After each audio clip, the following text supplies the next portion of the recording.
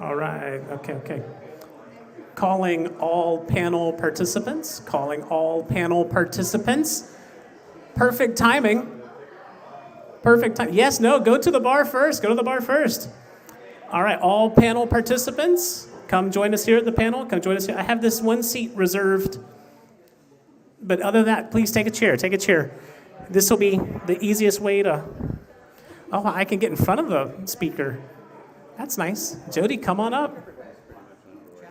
Yeah, come on up. Just hang tight, right? Yep. You're special. He's special. Yeah. Wayne, yes, sir. Wayne, come on over. Yeah. Okay, I got to call you by name. James, come on. All right, Anthony. Yes, sir. Yeah. It's going to be exciting. Yeah, come on in. Yeah. If you sit there, you get the coffee table. So you kind of get the best seat in the house. All right, okay, then Anthony, yeah, so just, you know what, I think, yeah, you can just move those, that's fine. Should be okay. All right, okay, Cliff, Wayne, all right, let's see. We're missing 2. 1, 2, 3, 4, 5, 6. Oh, 7 and 8, that's right. So, Mike, I did set you a chair if you want to participate the whole night. So go ahead and take a seat. It'll be good. And then Lisa can sit between you two fine fellas. Okay, so first, can we give a great round of applause to Matt, our bartender, who's taking care of us tonight? That's right, yeah.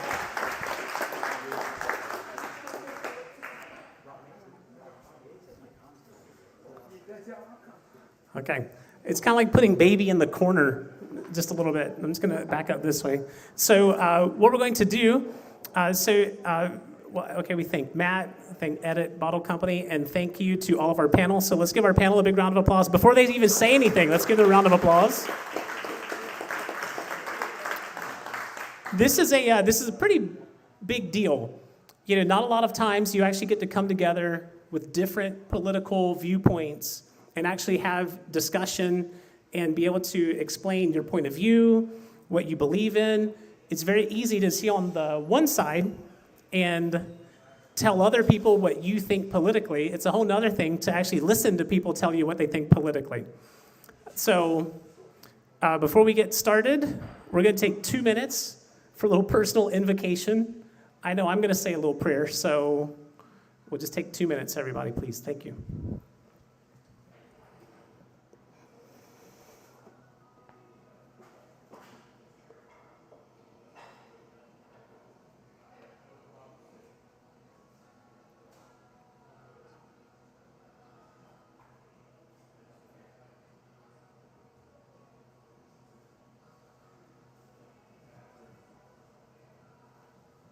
Okay, thank you. Okay, so I could introduce everyone to you. Instead, I'm just going to let the microphone just start here at the end with my good friend Jody, and we're going to just let it kind of pass down the line. You have 5 minutes or so to say hello, your name, your political affiliation, and what it is that you believe in, and what your party believes in. Are you guys ready? Are you ready? Okay, here we go. Good luck. Got a timer? You got the timer. So I'm Jody Fountain. I was a vice chair for Region North, North Raleigh region, and now I'm a precinct chair for 0706 for Republicans in North Raleigh. I've been involved with that for 5 years, and before that I was an assistant chair. So we're trying to get community to come together for values, and I'm a born-again Christian. So I believe God wants us to come together, whether we agree or disagree in our politics or policies or procedures. But we should do that as one nation under God, and we should consider the other person's opinions in everything that we do and say. So I ask people that I talk to at least have the respect as I will give them the respect. I'm a firm believer in the golden rule, and we'll do unto others as they do to us, and we'll take care of people. So in my involvement in politics, I've always been a conservative, but I've never been active until 2008 when Obama started stirring things up. And for me, that was an opportunity for me to step out and participate in North Raleigh in particular. in the local areas. So I'm trying to do that now still by meeting and greeting my neighbors, by talking about issues. So issues such as schools, safety, which is police, rioting, burglaries, crime rate is up, the murder rate is up in Raleigh, things like that. Schools going back to teaching reading, writing, and arithmetic as opposed to social change. So we need to get back to the basics in a lot of what we're doing. So that's what I'm about. Well, thank you very much, sir. Well, hi, everybody. You already know my name, James Bledsoe. Hi there. So for those of you who don't know me, I see a lot of familiar faces. For those who don't, I'm the state chairman of the Veterans Party of North Carolina. I'm also running for the Raleigh City Council at large. If you'd like to see my platform for that race, it's the purple cards that are right over there. So again, I am the state chairman for the Veterans Party of North Carolina. I'm going to go ahead and put your first question to bed. Why is it that you're called the Veterans Party? Why is it only a party for veterans? It's not what we're here for. We were actually created in 2012 by a group of veterans, but for all Americans. During that time in 2012, the Democratic Party and some Republicans in the House and Congress were contemplating getting rid of tax exemption for veterans' benefits. And that pissed a lot of my brothers and sisters off because I've been serving for 20 years. I know a lot of guys who've served for 20 and 30, and what we have earned, we want to keep. We don't want to give it back to the government because we've already been giving to the government, including our lives. But I digress. So 13 guys got together and said, hey, we want to create a party that is more representative of centrists, the politically homeless, people who are just disenfranchised. They said, let's build a party around the Constitution, but not past it. So these 13 guys, they said, hey, let's create 16 planks, stuff everybody can agree on, that hardly anybody will disagree on, where the Constitution is the law of the land. It's not to be misconstrued. It's not to be interpreted except outside of the Supreme Court. We're constitutional orthodox is what I like to tell libertarians or anybody else is like, hey, we adhere to the Constitution at all times. We don't break from it. We can't even think about it. We have to adhere to it. So what makes us different is that we want to work together with the other parties. Big fan. In my current race, I'm a forward-aligned independent. I'm also endorsed by the libertarians. We believe in political cooperation, not division. Because what got us here was two parties working against each other for the benefit of themselves. And that's where we see the giant divide come from. There's a lot of disenfranchised people out there, and unaffiliated is the largest non-party in Wake County and also North Carolina. We outnumber Republicans and Democrats at least, 2 to 1, 3 to 1, easily. But it's because people are disenfranchised. They're tired of the infighting, the mudslinging. We want to return to normality, or at least civility in politics. So again, you don't have to be a veteran to join us. We just ask that you be a constitutionalist, a patriot. You can still say, hey, I love my country, but I'm not a fan of the government. We absolutely want more of those people. We want you, the constitutionalist, who wants to maintain your rights and to never have your liberties infringed upon. If you're looking at an X and Y axis of where the parties stand, you'll have Republicans on the right, you'll have Democrats on the left, but us, we're centrists. That's where we want to stay. Our party believes that we will stay put in our platform, and that's our guide rails for our candidates. Past that, what that candidate does, they can be a former Democrat or a former Republican, and they can push their own social issues. However, we request and we demand that they adhere to the Constitution at all times, and then they stay inside their little guardrails. But past that, that's the Veterans Party. Please look us up at vpofnc.com.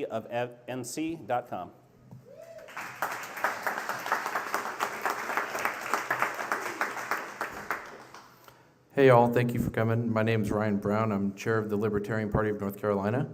I am also currently running for House 32, which is all of Granville and some of Vance County. Chad had asked us to explain our platform a little bit, and I was trying to read some of those right now. Freedom is a natural condition of all people. the Libertarian Party of North Carolina holds that the state, county, and local governments should never stand in the way of the people of North Carolina, of who we are.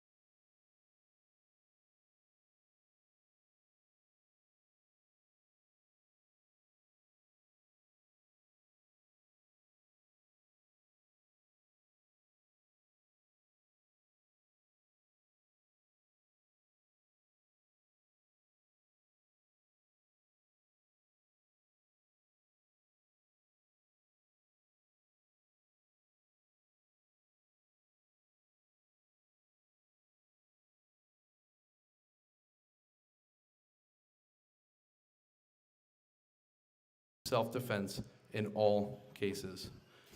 If you own your person and you own your property and you own your house, you have the right to self-defense without condition.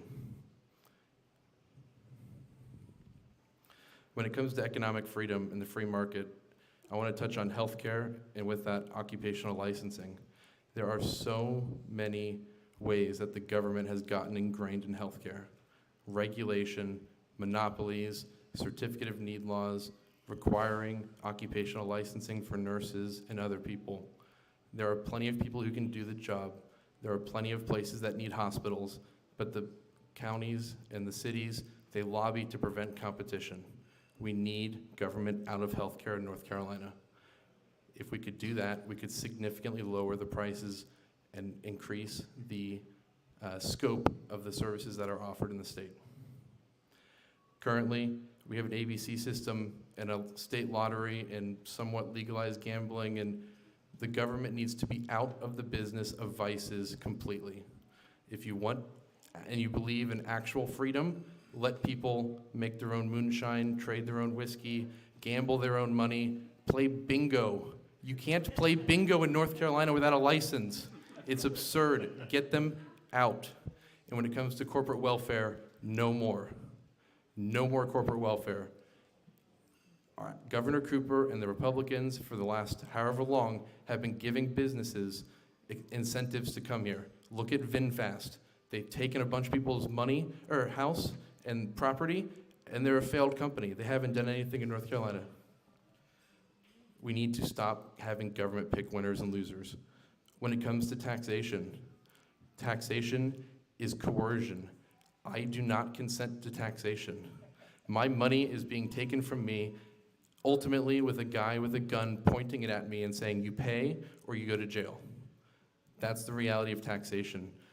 It's a little radical, but we have to realize if we want something, we will be able to do it voluntarily. I don't know how DirecTV gets satellites up in geosynchronous orbit to deliver TV, but if we can figure out how to provide any service that's covered by taxation right now, it's literally not rocket science. If we want something, we can provide it and voluntarily do it.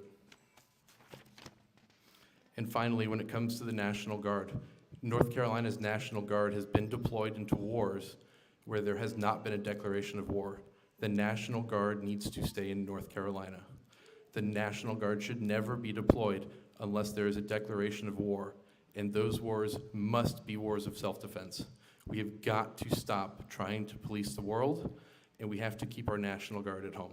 Thank you, guys.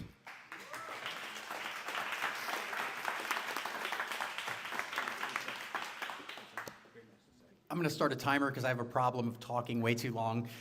First off, welcome everybody here to edit. Thank you to the bar staff. Thank you to everybody coming out and getting engaged politically. My name is Mike Ross. I'm the Libertarian candidate for governor. I'm 41 years old.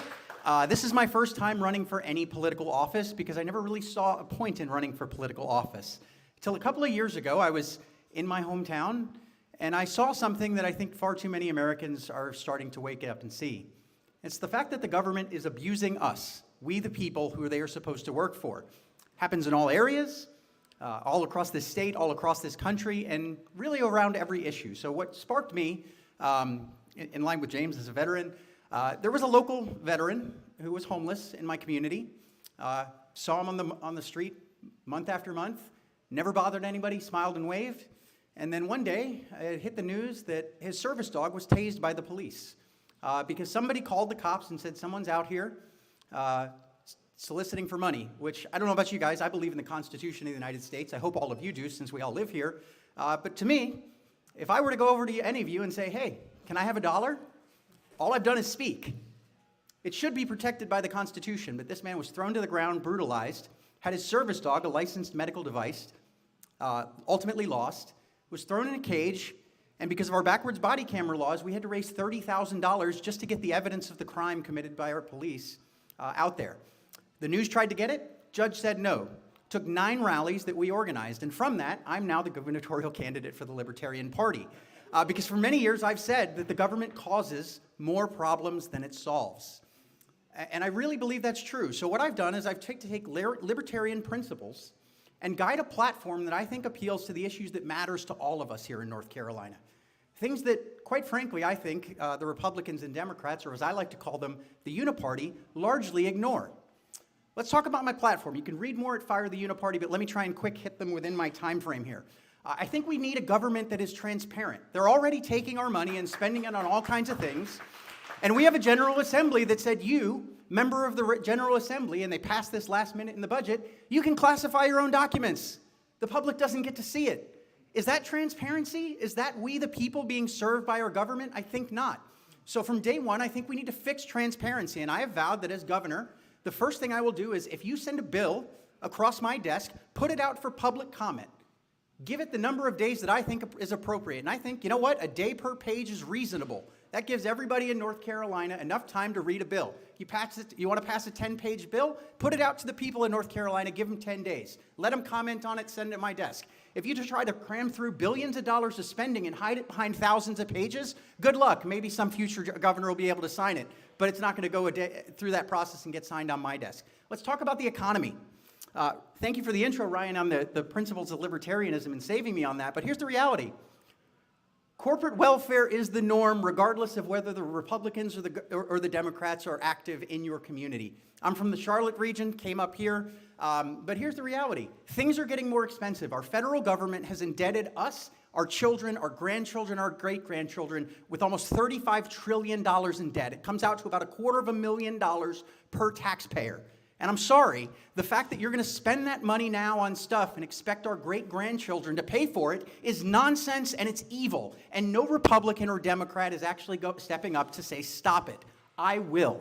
So what I want to do is I want to get the government out of the economy, stop picking winners and losers, and let the people of North Carolina thrive. Stop putting barriers to entry, favoring big business, making it harder on small business owners. When it comes to education, look around. Our education system is failing the children of North Carolina, and it is failing the future.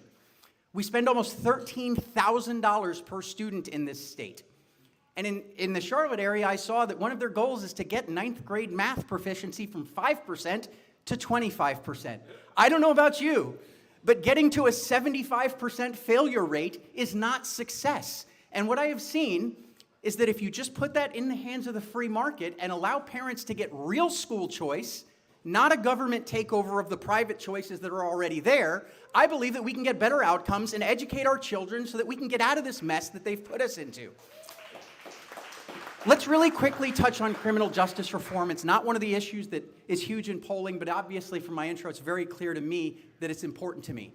I think that we have this increasingly polarizing situation that only benefits the politicians, where you're getting into this all cops are bad or blindly back the blue crowd. How about we reward and appreciate our good officers?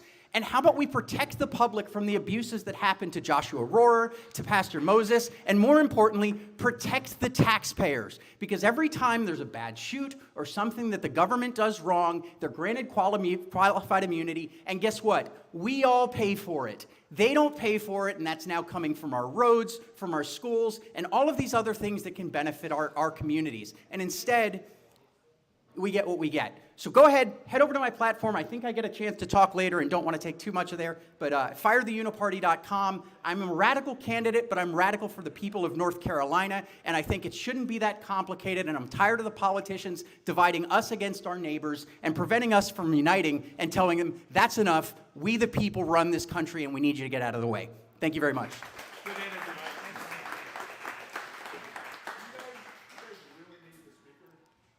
We're trying to have a meeting upstairs too. It's a big space. I mean, it's a small enough room.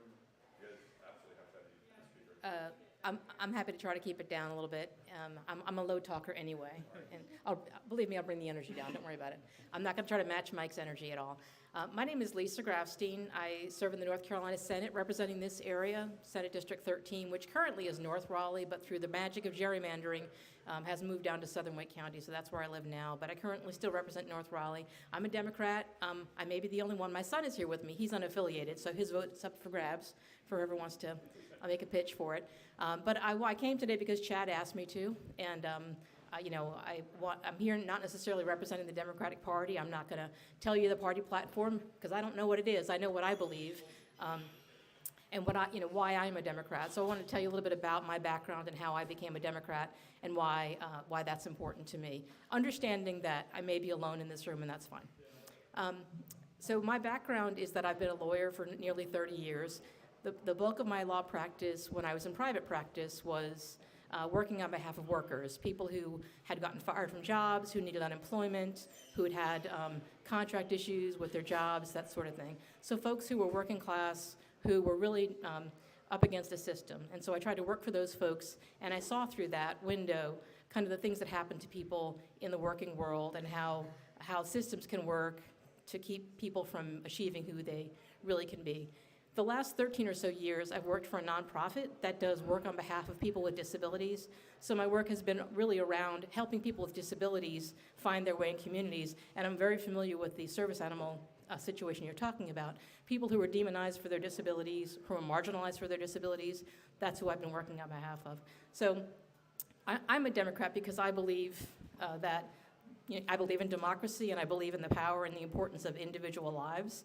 My faith teaches me there's equal dignity in every human being, and to me that should have meaning. It shouldn't just be a platitude. It should mean that everybody's life matters just as much as everybody else's. So that's why I'm a Democrat. In terms of policy positions, Chad, I already said I was here because you asked me to. In terms of policy positions, I'm a little bit scared about how much I agreed with Mike about, but it's good. It's good to have a libertarian say some things, because when a Democrat says it, you're called a communist, right? Or you're called a socialist or something like that. But I really appreciated some of Mike's comments, and I want to kind of go back to this idea about transparency in government, because the provision that he's talking about that was in the budget, the 600-page budget, whatever you think, Democrat, Republican. Right now, we have a Republican supermajority, and that may feel good if you're a Republican, but it really means that the imbalance of power has led to the kinds of abuses that Mike was talking about. There's a provision in this 600-page budget that says that I get to decide if you email me, right? I get to decide whether to sell that public record. I get to decide whether to destroy that public record, and that's just not right. So I appreciate you bringing that up. In terms of transparency around things like the education system. I hear what folks are saying about their concerns about public education. Part of what I believe as a Democrat is that the way we get democracy, the way we get equality, is by having equal access to opportunity. My dad dropped out of the 8th grade to help support his family. My mom graduated high school. I was not prepared by my family to go to college, but my teachers saw something in me. And because I had a good public education opportunity, I was able to go to college, go to law school, things that would not have been available to my family if the only option were a private school or something like that, even with a small subsidy of $3,000 or whatever, or the equivalent at the time. So I believe in those things because I do believe that, as a Democrat, I believe that equal opportunity really is the key to our democracy. I think education is a way to get there. I believe strongly in bodily autonomy, which I also heard from you all tonight. So those are the cores of my belief. I'm happy to talk to you all further about it, but think about being a Democrat because, a lot of the things that you hear about Democrats, a lot of the things that you are told to fear and hate about Democrats, if you really dig down, I think we'll all agree on a lot of them. So I'd love to talk to you some more about all that, but I promise to keep my voice down, and I'll pass it on now to...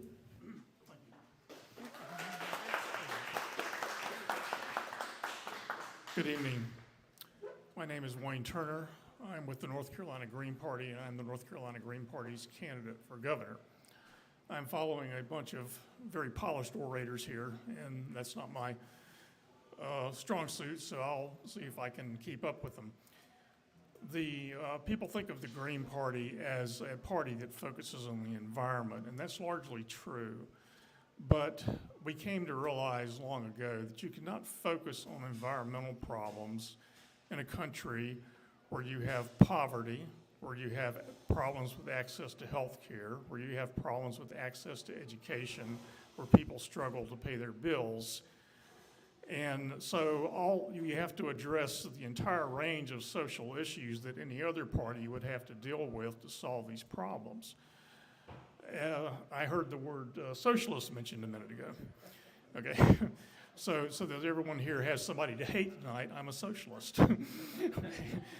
I'm an eco-socialist because we believe that what we produce, the decisions we make about how we produce things in our society, from the furniture in this room to the clothes we wear, has to take into account the environmental limitations of our planet. We are exceeding the limitations of our planet, and we can't keep doing that and expect to have a good outcome. Furthermore, I look around the room here, and I don't know what your personal economic situation is, but I don't see homeless people. We live in a society, especially in the U.S., where we enjoy a lifestyle that is unimaginable in much of the rest of the world. And that lifestyle comes at the expense of much of the rest of the world. We have to start taking other countries, other people into account when we make decisions about what to produce and how our own lifestyles are going to go. Now, as a socialist, I believe in democracy. What we have in this country today that we call democracy is not democracy. It is, our representative democracy doesn't really work for us. Democracy is the people in this room getting together, seeing a problem, talking about how to fix it, and making a decision about how to address it at the lowest level possible. You don't need this big hierarchical governmental structure to do that. People have to see their problems, discuss them, figure out the best solution for everybody, and apply that to the problems that are facing us. So we do really believe in democracy, but the current representative democracy we have doesn't work. Why doesn't it work? It doesn't work because of all the people that are here. I mean, I don't know about y'all, but there's only two parties here that have access to the system that we have. The ballot, yeah, the ballot access. Why is that? It's because we have a first-past-the-post voting system that needs to change. We need to have proportional representation. We need to have multi-member districts. We need to have ranked choice voting so that when a bunch of people run for a seat, you can look at all the candidates, you can rank them in your order of preference, not have your vote thrown away if your initial candidate loses. The person you next favor still has a chance. Maybe the person you picked first still has a chance if you didn't come in last. But at the end of the rounds, you get a person that was largely agreeable to the people in the room. That they had some input. They found something in that candidate that they could get behind. maybe not everything, but they settled on this compromise position. People present RCV in various negative ways. For instance, the Speaker of our House, Tim Moore, recently commented that if you have ranked choice voting, you run the risk of getting a candidate that doesn't have majority support. It's the exact opposite of that. You do have majority support if you get ranked choice voting. If you don't like ranked choice voting, you can look at approval voting, you look at board accounts. There are many ways to count votes, but the first past the post system with single member districts that we have is the absolute mathematically worst system we could have. So we really need to change the way we vote if we're going to go back to democracy. Now, I've heard people here take various positions on issues. Some I agree with, some I don't. But we do agree, the Green Party is anti-war. We don't need to spend half of our discretionary budget in the U.S. on war. We don't need this, okay? And we do not need to spend money fomenting war abroad. We need to get out of other people's business and let them run their own countries. Let them make the decisions on their own about what they want to do with their land, their resources, and stop trying to tilt the table to encourage resources to flow to the U.S. So Greens do not believe that capitalism offers us a solution to these problems. We believe that if people got together democratically, looked at what was needed, looked at the limitations on our resources, and made rational decisions about what we should produce and what we should do, capitalism would fall, because capitalism must always infinitely grow. That's all it can do is grow. And on a finite planet, there's simply no way that this can continue. So we have to think very hard about our lives, our futures, and we can't isolate ourselves from the rest of the planet while we're doing that. I say we should get out of other people's business. I'm sorry. All right, I'm running on too long. I'm happy to discuss this with anybody coming up, but I am running for governor for the Green Party. We need to get 2% of the vote to stay on the ballot in this state. I hope we'll have some discussion about voting here shortly. Thank you.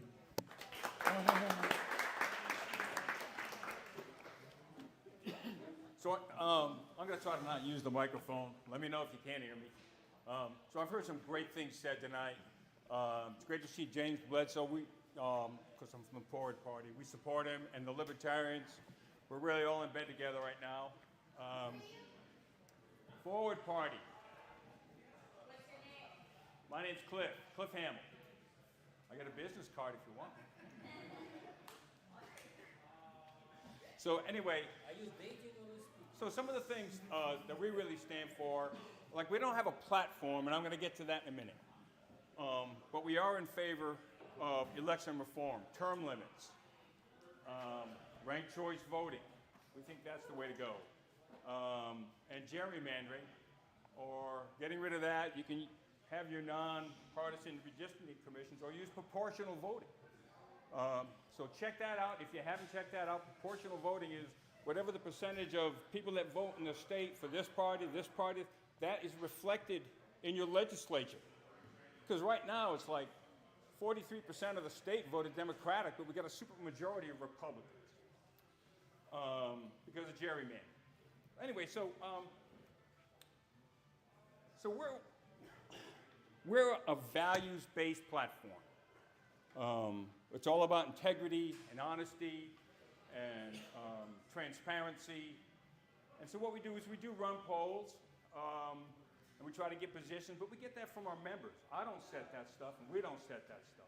We let the members decide what our guardrails are. So we'll have we'll have a left guardrail that we won't go beyond, and a right guardrail on an issue that we won't go beyond. It's too extreme or too extreme. So we're using a bell curve or a diacritic bell curve. And we use that stuff in our data to tell us what our members want. And we're all about, let's just get along. And I'm not attacking any Republicans or Democrats, but I am going to talk some trash about them. Nothing personal. So we have this awful system where if you're running as a Democrat, a lot of times you have to run and even govern from the left, or you get primaried and you don't even make it to your general election. And the same thing happens with the Republicans. They have to run to the right and govern from the right, or they lose in a primary. So it's an awful system, because now they've selected our two candidates that we get to vote for, not dissing any other parties, Mike. So anyway, we have these two candidates, and then you get in Congress and nobody gets along. It's just an awful system. We need to do away with primaries. If we use ranked choice voting, we don't need primaries, because the ranked choice voting will do it for us. If anybody needs a primer on that, just bushwhack me a little later on in the show.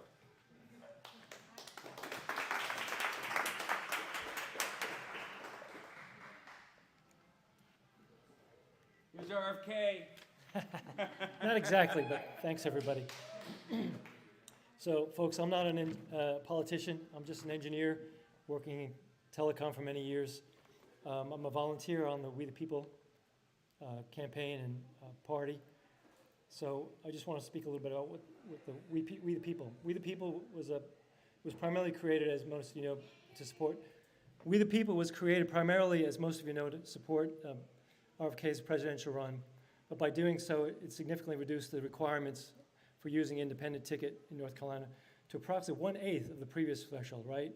So you guys are probably familiar with that. At least you are, no, Cliff. I am. Kenny's legal experience has allowed him to successfully challenge the state's ballot access hurdles. And there have been many, hopefully you've heard of some of them, thereby making ballot access more accessible to future candidates, not beholden to the corporate-controlled duopoly.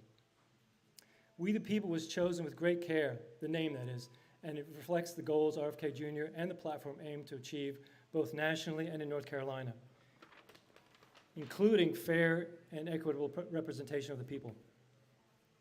We the People is a grassroots movement dedicated to restoring our government and our country, realigning them with our Constitution. Importantly, the name does not include the word party, because We the People is a movement of and for all Americans, focusing on the real issues that affect us all and need to change. Our priorities include decreasing chronic illness, reducing pollution, ensuring wholesome and affordable food supply, protecting freedom of expression, preserving the environment, promoting honest and transparent government, and there's many others. Our mission transcends ideology and concentrates instead on these core issues that matter to every citizen. Let me share what Robert F. Kennedy Jr. had to say about the name We the People. We the people, the opening words of the U.S. Constitution, stand as declaration of democracy, asserting that power comes from the collective will of the citizens. This phrase embodies the vision of the Founding Fathers for a nation built by its people, free from monarchic and autocratic rule. It signifies popular sovereignty, with the Constitution itself being a product of this principle, crafted by representatives of the people. The phrase continues to resonate, symbolizing a government accountable to its citizens, where decisions are made collectively and governance is shared among the many. It's a reminder that in America, democracy thrives on the participation and consent of its people. Truly inspiring words, right? Being the newest organization on the block, I'm happy to be here with other third-party political groups in North Carolina and look forward to learning as much as possible. Just a note, I know some people were talking about why they personally got involved. My personal experience relates to healthcare freedom, which is what got me interested in We the People. I have the desire to open the options available to our citizens. I think that's it. Thanks, Chad, for putting this together, and thank you all for participating. And let's get a round of applause for Chad.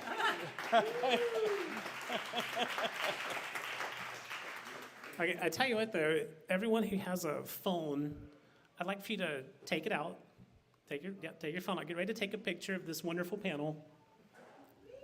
So you guys take 10 seconds, get gussied up. All right, everybody has it? Yep, go ahead. Yeah, take a picture. And I'd like for you, if you post it, if you're on social media stuff, post it and let all of your friends know, like, this is what a republic looks like. This is beauty right here, Chad. This is what a republic looks like. That's okay. Oh, would you guys like to stand for a quick little photo op? But yeah, this is what a republic looks like. You can put arms around each other. Okay.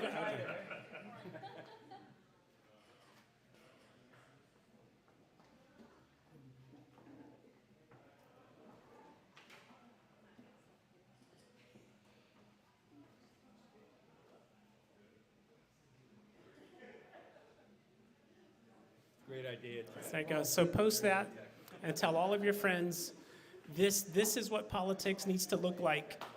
This is what a republic is. So please post it. Share. Okay, so if you don't, I can't go anywhere without getting in trouble. It's ridiculous. Hey. So one of the wonderful things I like to do is make sure that we have some good engagement. I like to bring folks together so that you have a chance to engage with the folks who are part of the panel, because that's also part of the civic. I think I think Ryan, we were discussing with someone. I've met everyone.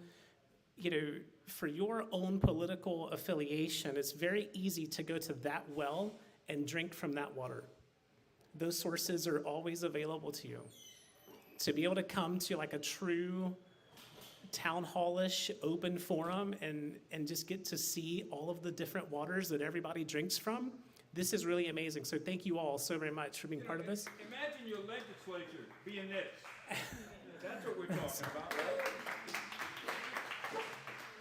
There you go. So if you are a member of the audience and you have a question that you'd like to come ask, you can tell I'm a little more conservative because all it has is this tiny speaker and one microphone. So thank you for no judgment. Okay, so if you'd like to introduce yourself and please pose a question. But it works. It works. Hi, I'm Janice McKay.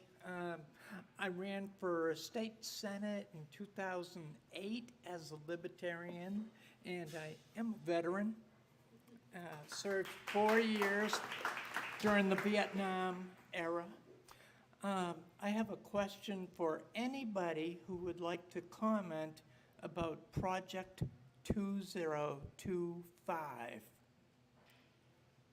And if you don't know what that means, I can tell you what it is. Give us an intro.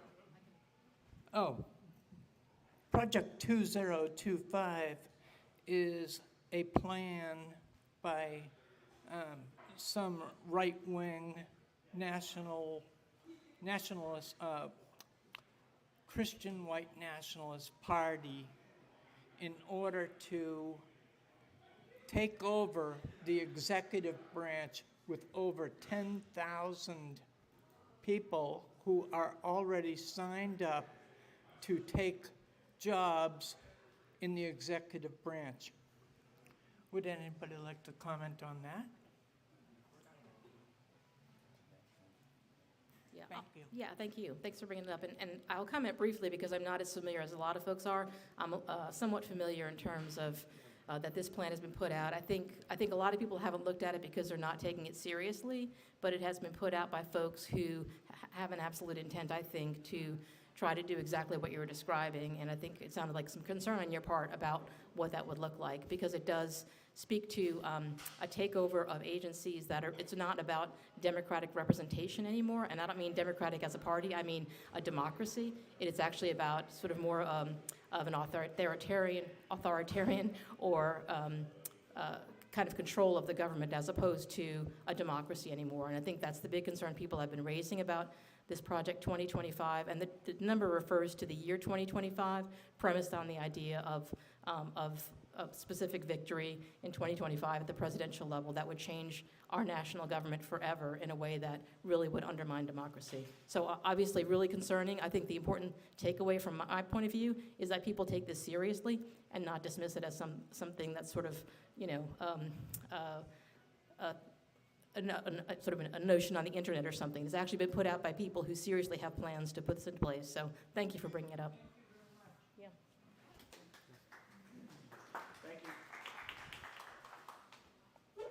So I am only generally familiar with the Project 2025 plan, but I will point out that if there's a plan to replace or insert 10,000 yes men into the government structure. I think that is more of the problem than the plan. Currently, whoever has the executive controls all of the executive departments and agencies and whatnot, right? So when Donald Trump turns over and Joe Biden comes in, there's going to be thousands of people turn over, or at the very least, dozens or hundreds of people who make decisions who turn over. I don't think that the plan necessarily is something to be worried about, but I will just say the fact that we have, I think the federal government is the largest single employer in the country. I think that is more of a risk and a danger to Americans than changing 10,000 of those. I'll take it real brief. I'm running for governor, so I'm largely trying to stay out of federal level issues. But I actually want to give a nod to Robert F. Kennedy, as I was just in D.C. for the Libertarian National Convention, and he addressed the libertarians, and he actually gave a really good history lesson. And I think the solution, and what we should all be thinking about as we the people, is to lie back to the foundation of our country, the Constitution. And he went through and gave a really wonderful speech going through each of the amendments and the important ones. And then he hit on one that I very rarely hear any Republican or Democrat ever talk about. And that is the solution to this or any other federal overreach or any other federal fear, and that's the 10th Amendment. The 10th Amendment to the Constitution gives us the solution to any sort of federal overreach, and it basically says that anything the federal government is not entitled to do expressly by the Constitution is given to the states, or more specifically, we the people.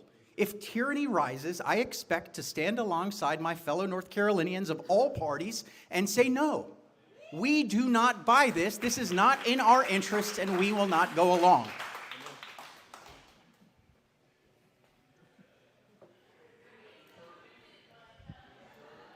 Okay, yes, Whitney? Okay, okay.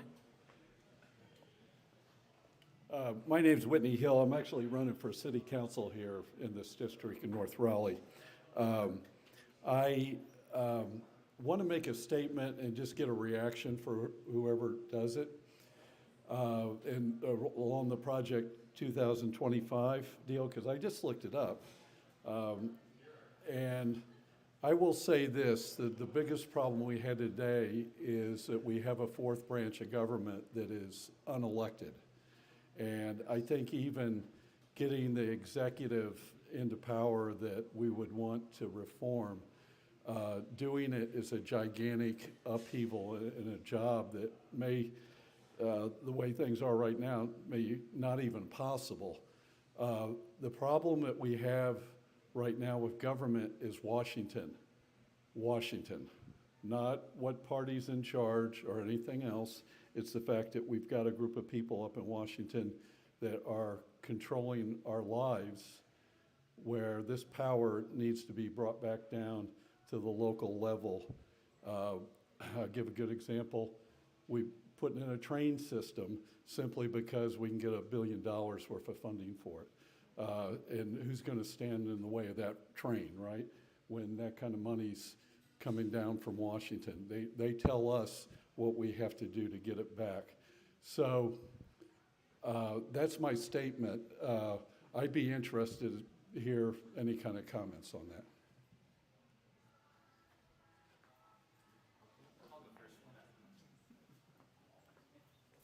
Hi there. So the Veterans Party stance on this is that I'm immediately going to one of our planks called the balanced budget, where if you don't have a balanced budget, then the budget doesn't get passed. And the problem that we see is that a lot of this money coming down from in the federal government is just spend, spend, spend.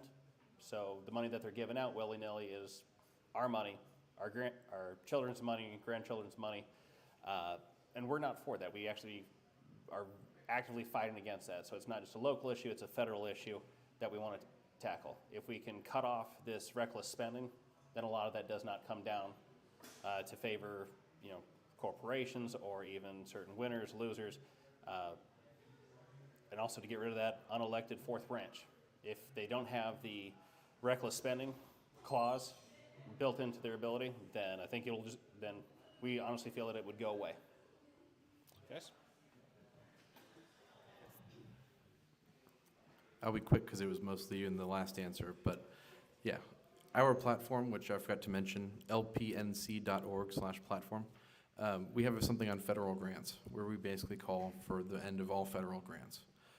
Government controls you via money in every situation. The less government that we have coming in trying to get, or the less we ask the federal government for money, the more freedom we're going to have. And to your point, there's an unelected fourth branch of government, and I would think most libertarians advocate for the abolition of pretty much every three-letter agency. So there you go.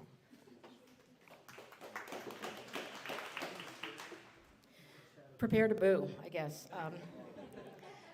You were gonna anyway. What's that? You weren't booed the first time. That's true. No, I'm just joking.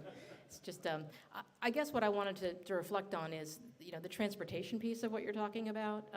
I've now live in southern Wake County, where I drive down two different two-lane roads to get places because there's so much growth. There's a tremendous amount of traffic. There are limited spaces for growth in the county, in this area of the county, but in southern Wake County, we have a lot of development happening. And I don't know that a specific, a transit project, we have 540 coming through, we have different transit happening, but that only happens because we as a state or locality or whatever decide that we're going to put ourselves, get together and do something collectively, right? We have roads because we pay for them collectively. So, one of the things that I appreciate some of the philosophy behind some of the other parties, I really do. I genuinely appreciate things around transparency, certainly veterans issues, a lot of the issues that have been talked about. But we also have to have solutions for the things that actually impact people's lives, right? Just saying no government or, no taxation, to me, that doesn't really tell you how to solve some of the problems that we're having, right? So I would encourage folks, if you have, for whoever you're going to be campaigning for, go knock on doors and listen to people about what issues they're having, right? Because it's going to be things like wages are too low. It's going to be things like transportation. It's going to be things like the education system. It's going to be things like bodily autonomy. And we have to be talking about solutions for people as opposed to simply what I think of as more kind of idealistic structures that don't really solve those very real problems that people have. So I say all that to say, really, I believe that democracy is what we do together. I think we all should have a say in how money is spent. We do that through the ballot. We do that through how we get involved in campaigns.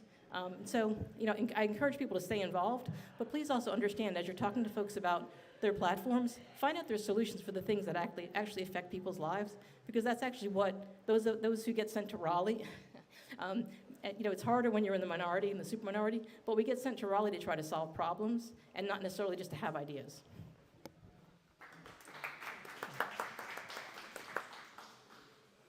There were several different parts to this question that I see. And like Mike, I really don't want to take attention away from what really should be state issues and address national issues. I've read the 2025 document. I don't like it. I think it presents a threat, but I'm also aware of the media's capacity to overhype things. And you have to read some of these things with a grain of salt. Overall, though, I would oppose 2025. But now we're talking about mass transit and trains. From an environmental point of view, we cannot continue with our massive overbuilt highways and our reliance on single-use vehicles. They simply pollute too much. They're going to help us overheat the planet. We're overheating it now, and we have to stop. So mass transit needs to be considered.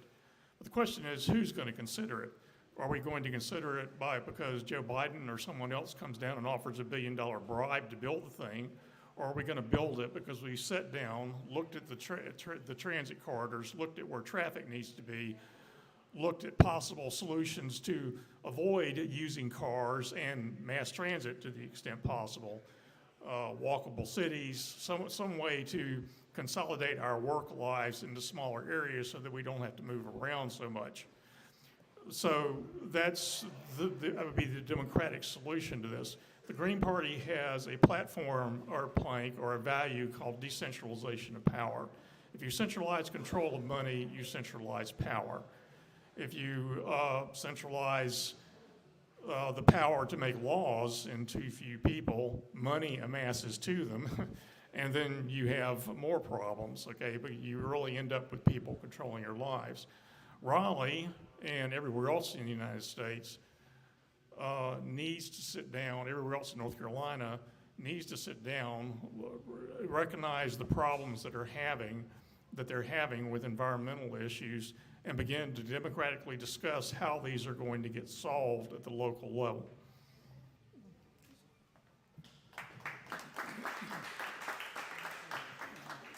So something I have not heard mentioned here tonight are citizen assemblies, where you randomly assign a group of citizens. They have to study up on the facts. They get together and they meet. And what they do is they can take the heat off legislature. So these tough decisions that the legislatures don't want to deal with. So you can have these citizen assemblies. It's a great idea. Just Google it, check it out.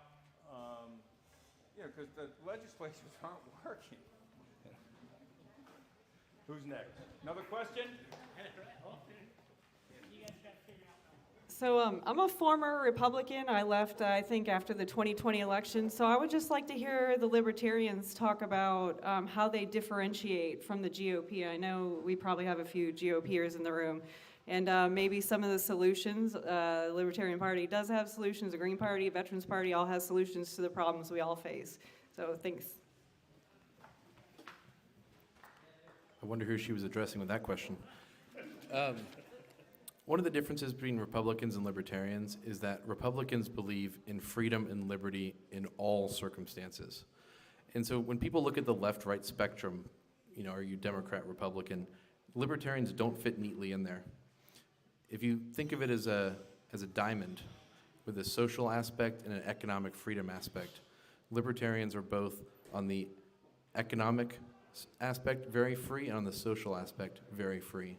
So one way we are different is when it comes to things like vices, when it comes to gambling, drugs, alcohol. One of my personal heroes, Ron Paul, said, if we legalized heroin tomorrow, would you start doing heroin?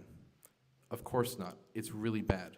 But we realize that if someone has maybe a problem with alcohol or marijuana, or they enjoy that and they're not hurting anybody, the point of government is not to come in and stop them. If the 7 of us wanted to have a poker game up here, we should be able to play poker and play cards. And when it comes to this room, maybe we want to have a tournament. And we want to play 50 people. Or maybe we want to get the whole block and have 200 people. Who cares? It's our right to play cards, or it's our right to do what we want with our money.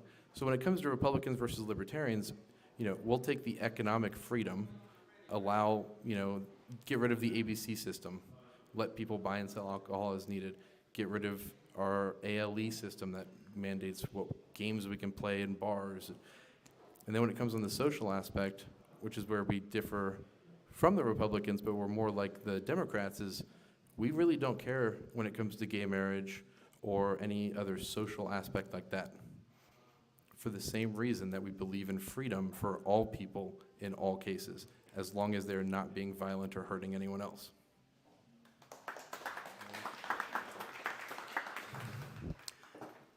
As a Libertarian gubernatorial candidate, that's actually one of the things that kind of bugged me with Libertarian messaging for a long time, where they would say, we're fiscally conservative and socially liberal or tolerant. And I always had a problem with that because I think I'm fiscally libertarian and socially libertarian. And one of the things, I actually at some point in my life was a registered Democrat. At some point I was a registered Republican. And I think I was most recently a registered Republican, and it was because I actually believed in small government and all the things that Republicans have said for my 41 years of life. Yet the government's gotten bigger at the federal level and state level kind of every single year. And I truly do believe in limiting government. And I think one of the big ways that Libertarians differ is that we ultimately trust you as citizens of this country and as this state to make the best decision for you and your family. And we don't think that somebody in Raleigh or somebody in Washington, D.C. knows better for you or your family, regardless of whether they're left, right, center. I don't care. I believe that you and only you are the best decision maker for you and your family. And I think that our policies, at least on my planks, and I think in general libertarian philosophy, truly believes that. You are in control, you are the power, and that's the way it should be, and nobody by document, by decree, has a right to do that. At the end of the day, it comes down to don't hurt people, don't take their stuff, and really the golden rule, treat each other like you want to be treated. And I think a lot of us of all political ideologies can really get behind that on an individual level. I think we all respect and are going to treat each other well, but for some reason, when you involve politics and the force of government, that all seems to go out the window. I don't think anybody would be behind me going over to anybody and taking your wallet out of your pocket and doing money, but that's ultimately what taxation is. Whether it's for the greater good or not, that's what taxation is. Yet we accept it because it was voted for by a small percentage of the population, especially if you really look at who's voting in some of the municipal elections. We talk about democracy. I think in 2016, didn't vote actually won for president. So, to say that that's really democracy, libertarians really believe that. And I think that we have to take the dangerous liberty element of that. Freedom and liberty is scary, but I promise you, turning it over to some central planner, authoritarian, I don't care if they're left wing or right wing, the results of that will be far scarier than anything liberty will ever bring you. I actually trust you to make decisions for yourself. I don't want to make them for you. I just want to get the government out of the way so that you can do that and be free in doing so.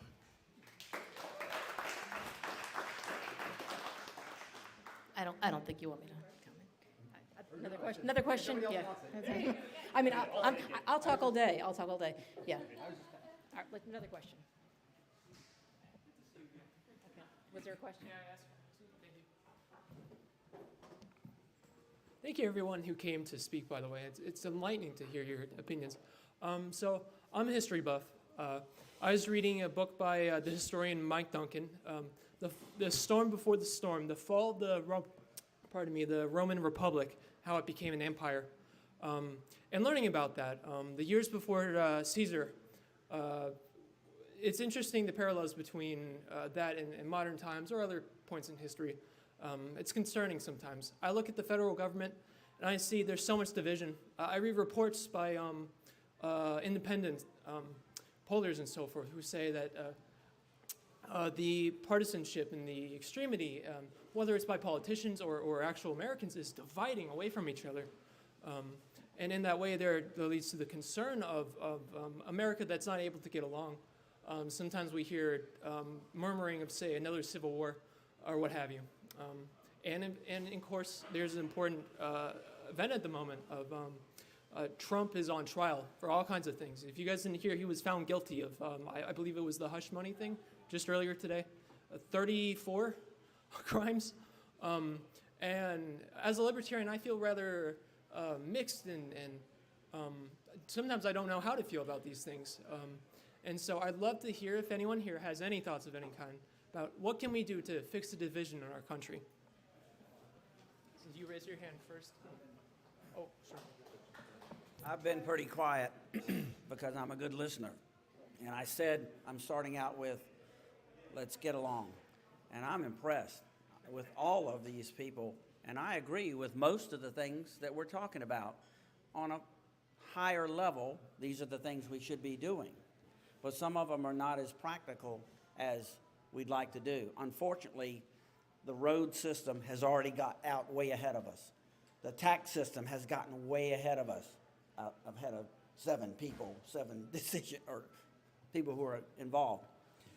The transportation system. I was reading a book about that now. If we'd have made this decision years ago to go with trains like Europe, things would be a lot different today. But unfortunately, I love my car. You love your car. You want to go where you want to go. And that's the culture that we live in, right or wrong. Now, there's still a lot of problems with the EV stuff and some of the environmental stuff, and I'm not sure we can do all the things that we'd love to do, but we would all agree we want to save this beautiful planet. And we'd all like to go back to the Constitution and follow the things that the founders wanted us to do. But the first thing we have to do, as you say, is come together. And I believe a lot of the hype that you hear from people yelling and screaming, it's a small percentage of people. Look at all the different ideas here, but there's no one yelling and screaming. There's no one saying, I'm not going to be with her. She is a Democrat. Or, you don't say that. Normal people don't do that. normal, everyday people, your neighbors. I've got all in my neighborhood, in my cul-de-sac. But we don't do that. We respect one another, we speak together, and we try to come up with solutions that we can move forward with. Now, this crazy thing with the city council extending their control or giving themselves a raise, those things should inflame all of us. We should be, whoa, we're not doing that. So I'm just saying we are more alike and together than the media. You know what tabloids do? They stir things up. They take half-truths and half-lies. The devil has done that for years with all of us. So just come back to normalcy. Very well said. Very well said. I mean, build on to that and to what you said. Or, oh, yes, if you wouldn't mind. Huh? Yes, well, I already did earlier. So, but with this question, so the Veterans Party believes in solution-oriented leadership. We feel that solutions, not just platitudes or grandstanding, are going to fix the majority of all of our problems. The Democratic, representative brought up wages. How do you make sure that people don't need higher wages? Well, you make your dollar more valuable. You stop spending so much that your dollar, restores in its value. How do you bring people together? You find that little sliver in the Venn diagram that brings all Americans together.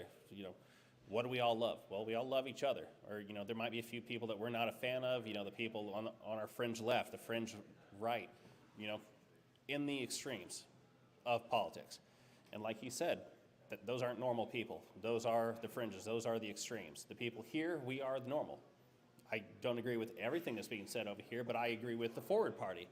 I mean, that's a big thing that the Veterans Party agrees with. We have built it into our bylaws that we are supposed to work with every party.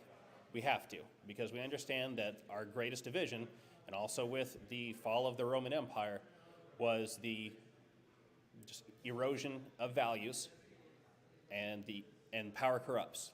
We understand that. We understand that working together to have a more perfect union, like our founders said, that is the one thing that they all agreed on was, hey, our union is not perfect. It never will be. It is our everlasting goal to make a more perfect union. Not the perfect union, but a more perfect union. And that involves all of us working together. I don't agree with everything she says. I don't agree with everything he says, or, their party, I should say. I agree with a lot of things that have been said up here. But we need to find common ground. We need to find what works for everybody and to disassociate the fringes of each political system away from the norms.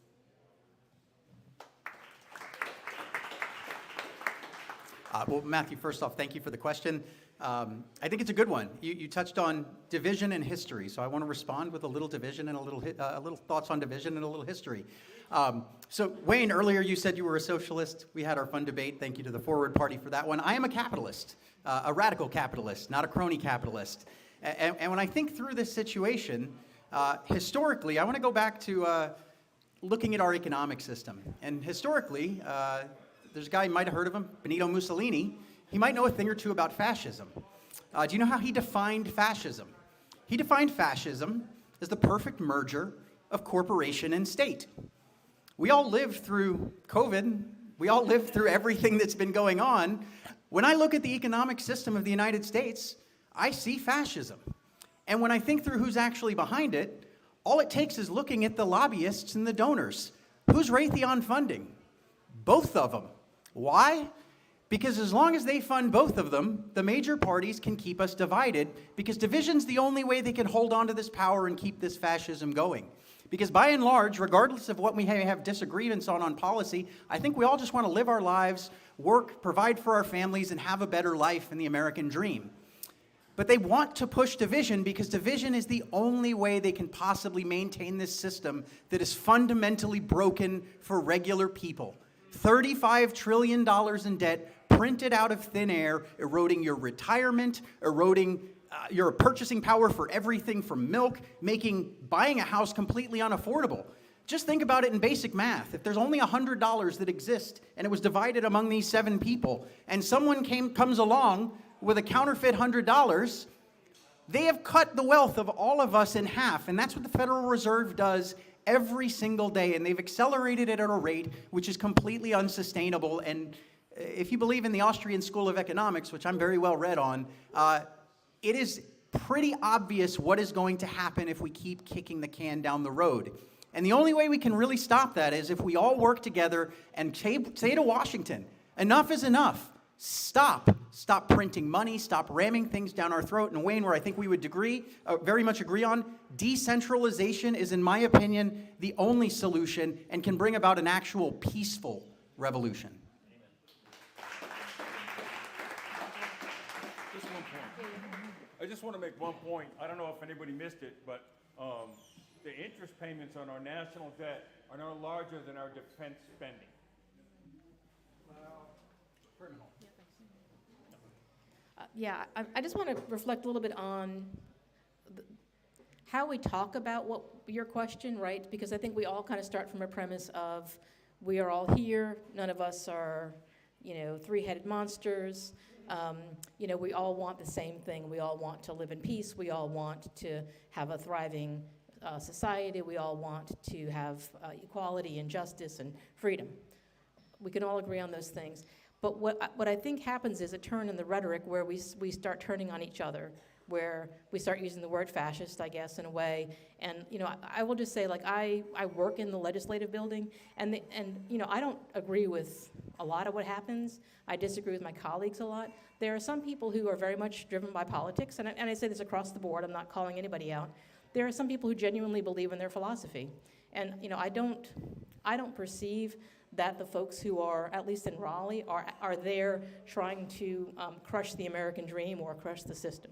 I think they're human beings who come into a system and try to do what's best for folks. And again, I absolutely disagree with a lot of them. And there are definitely some times when people are motivated by self-interest. There's no question about that. That's the nature of power and how power corrupts. And that gets back to the transparency issue we were talking about earlier. Once you have so much power, you think that what you do is the law, that you think what you do is right by virtue of the fact that you have the power to do it. That's when we have problems. So I think those are the kinds of lines. It's a system that works out that way. But to get back to your question about what do we do, I come back to my principle about democracy, and that democracy is what we do together. So if we're looking for a unifying principle, to me, that's what it is, that we all believe that collectively we're going to make a decision, whether it's by ranked choice or some other method or the method we have now. We're going to come up with a choice. We're going to accept that that's the choice that's been produced by this system, and then we're going to all work within it. And to me, if we can all commit to that and commit to believing in democracy, I think we're 80% of the way there. Just in the talking about transparency. Okay. Now you can see, this is the me. I just wanted to say, obviously, you all make good points. I want to point out that Mr. Kennedy is well aware of many of these issues, and I would encourage you to go to kennedy24.com. He is fully transparent. You can see where he stands on all the issues. So please check that out.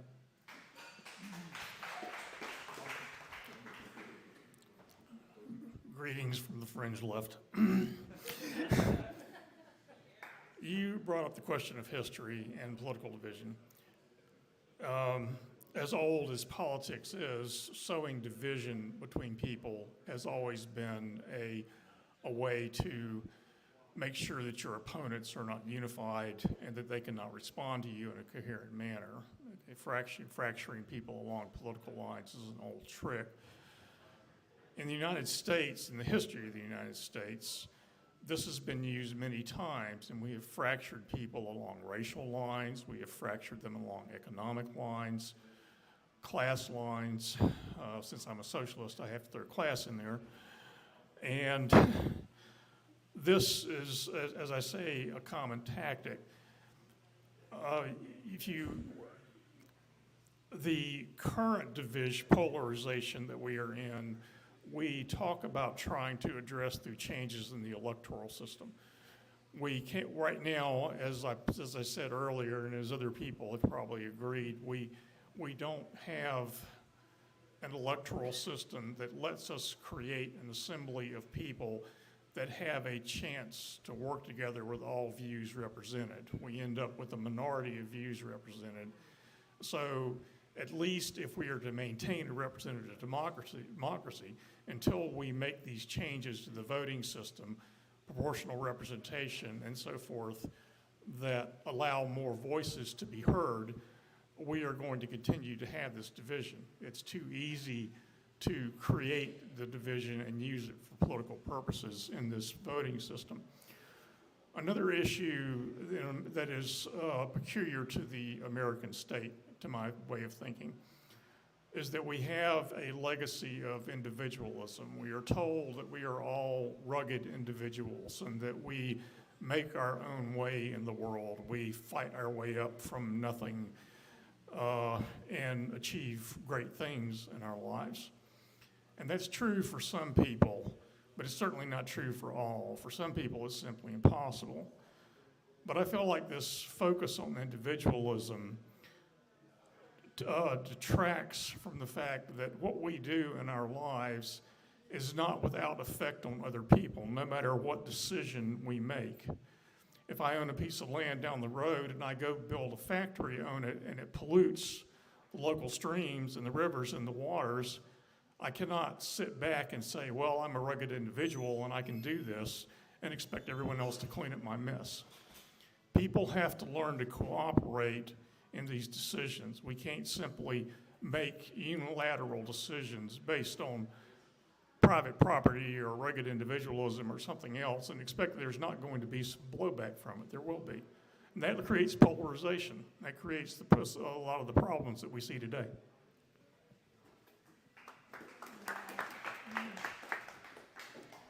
As Mike had said earlier, we were at the Libertarian Party National Convention in DC where RFK had spoke. And Donald Trump had also spoken in, except for maybe a courtroom in New York, one of his most hostile audiences that he's ever spoken at. And the reason for that is because RFK has one belief and Donald Trump has one belief and Democrats have another belief.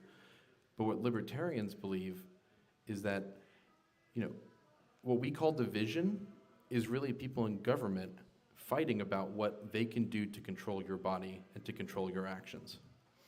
And so when we were in DC, Donald Trump got up on stage and said, you guys are getting 3% every year, why don't you elect me?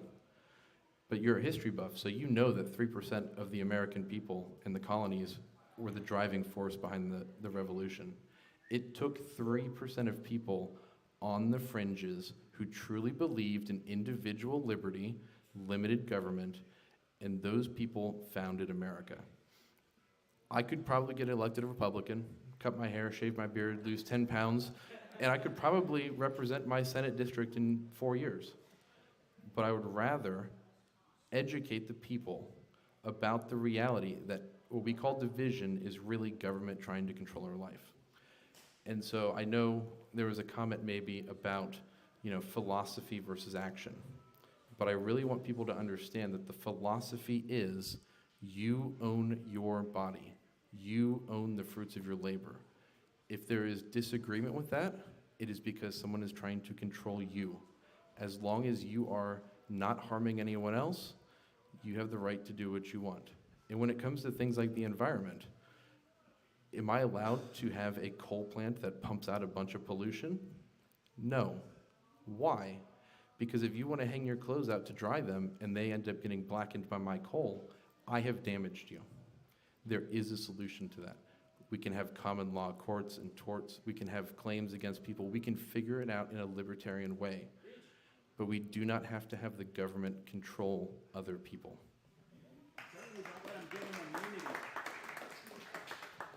All right, well, I'm just going to hang tight here 1 second because I see my libertarian crew. I warned you, I was going to run it like a parliamentary event, right? So, okay. That's okay. No, that's all right. That's okay. This is what a republic looks like. It's like, okay. Okay, I believe I was solicited at the table. You coming up? Oh, good job. Whoever it was. Good job. Okay, here we go. How can we keep lobbyists from the legislative offices? Because I've been there numerous times representing the citizens, and was nobody with me. But there's lobbyists on payroll that come and demand and make changes that go against the citizens. There's need to be a change, like you all said, in the election, in the voting system. But I've not heard a solution about the lobbyists and how people can be engaged to make changes for their own. Like recently, I just overheard about fishing. In North Carolina voted to prohibit fishing of a certain fish and allowed for the commercial farmers to fish all that. What's the name of the fish? Okay. Well, you got the idea. So how can the people influence their life instead of the lobbyists? I'll start, since I actually meet with lobbyists and I also meet with citizens, and I don't make a distinction. If you want to make an appointment, you come see me, and that's fine. I appreciate the question. Obviously, there's some constitutional issues involved because of Citizens United and other things that limit the ability to regulate speech, right? Because money is speech, allegedly, according to the Supreme Court, and people are allowed to come lobby you. The part of the equation that we should have a say in, and that as citizens and as voters, I want you to exercise your say in, is to let your representatives know that you don't want them to just address the lobbyist concerns, right? It's a huge concern right now. I see it all the time, that there are lobbyists, there are industries that do have much more influence because of the relationships that they develop with legislators who have the power to help them with bills, right? And that's simply the reality of our political system. But lobbyists are doing a job that they're paid to do, that they, unfortunately, we have a limited ability to constrain. But what we do have is democracy and the ability to say we're not going to elect people who are only going to act on behalf of lobbyists or who are going to be unduly influenced. Because I will say, nobody wakes up in the morning, no legislature wakes up and says, I think I'll be for sale today. It's a gradual process of people gaining influence in various ways, and it's just a question of reminding people about who they report to. Yes, I know about the bags of money. Sometimes people do actually do that. But that's actually the exception. That's the extreme. The actually more insipid reality is that it really is a gradual process by which our system really gets slanted because of the influence of money in politics. And that's just simply the reality of it. One sort of anecdotal thing is there's a study that if a pharmacy sales rep, who goes to see doctors and to sell them different medications, if they leave a pen with the doctor is more inclined to order that medication for their patients, right? Not because the doctor needs a pen, but because there's a certain relationship that's been developed, and there's a certain sense of obligation that's developed from that small act. So it's a psychological process, but it's one that we have to continue to highlight and make sure that people are held accountable for.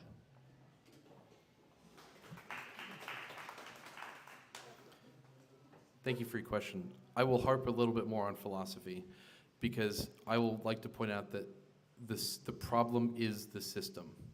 The problem is that the people who want the law changed for their own financial benefit will pay to have the law changed. And that is a function of the system, and it is inherent in the system, and the system is corrupt. Not the best, flowery speech for the... It is legal corruption, correct. Now, and this is, not usually what people tell you, but the way around the system, the way to fix the system is to go around it. And when I say that, I mean, if there is a law that prevents you from doing something, and it is immoral, go around the system. Go around the law. There is no legal right for the government to grant one thing to one person and something else to the other person. Go around the law, go to whatever degree you're comfortable with, and it will break the system. And it sounds radical, and it is, but you can do this at a state. If the federal government is imposing something, you can do it at a state level. If the state government is imposing something, you can do it at the county level. If the county is imposing something, you can do it at the city level. Your neighborhood can fight regulations. They can fight everything up. You can fight as a person to stand up against the legal corruption. And I understand I'm telling you to break the law, So do it as comfortable as you are. But when we say we the people, what it really means is we the people. We stand up to government when they do something that is corrupt. Thanks, Ryan. I'm going to hit a little bit of philosophy, but I want to go into policy because I'm running for governor of North Carolina. Because I agree, the nature of power is to centralize, and when that's the nature of it and you let it go, it's going to centralize, and that's why we have $35 trillion in debt. If you want to stop lobbyists from bribing politicians, here's the reality. You can't. And I know that's hard to hear, but as long as there are politicians who have power over other people, and the financial interests of someone says that they can give money to someone for their financial interests and get it done, that's going to happen. What I think we can do on a policy basis is lean into something that you've heard from people on two opposite sides of the economic spectrum. Decentralization. Right now, with the federal government growing to the bloat it's become, it's really easy for these big companies to go lobby in Washington, D.C. and ram things down all across this country, really going past our own state legislature. If they got enough money and enough people in Washington to do it, they're going to get it done. But if we radically decentralize power to the point where they can try to bribe somebody in D.C., but the legislature of North Carolina is going to look at them and say no, that's a big roadblock for them. And if we can then take that the next step and say, okay, well, they're trying to bribe the people in Raleigh, well, guess what? Maybe the people of Cumberland County are going to say no. The more we can decentralize power and push that power as close down to the 10th Amendment says it should be at the level of we the people, the more people that they have to bribe, and that becomes exponentially more difficult, especially with large-scale sweeping change to the American population. So I think the way we do that is embrace radical decentralization, push the power as far down so that if your town is really liberal, great, be really liberal. If your town is really conservative, great, be really conservative, but have the Constitution as the law of the land, have the federal government protecting the states from violating it, have the states protect from counties violating it, and have the ultimate veto come all the way down to your local communities. So if someone in Washington, D.C., Raleigh, or anywhere else is telling you what's better for your community than what you and your neighborhood say, you can just tell them no. And you can tell them, we don't care what your lobbyists say. It's not going to happen because we, the people, are going to exercise that. Decentralize, and that's, in my opinion, the only way we can really even put a dent in what they're doing.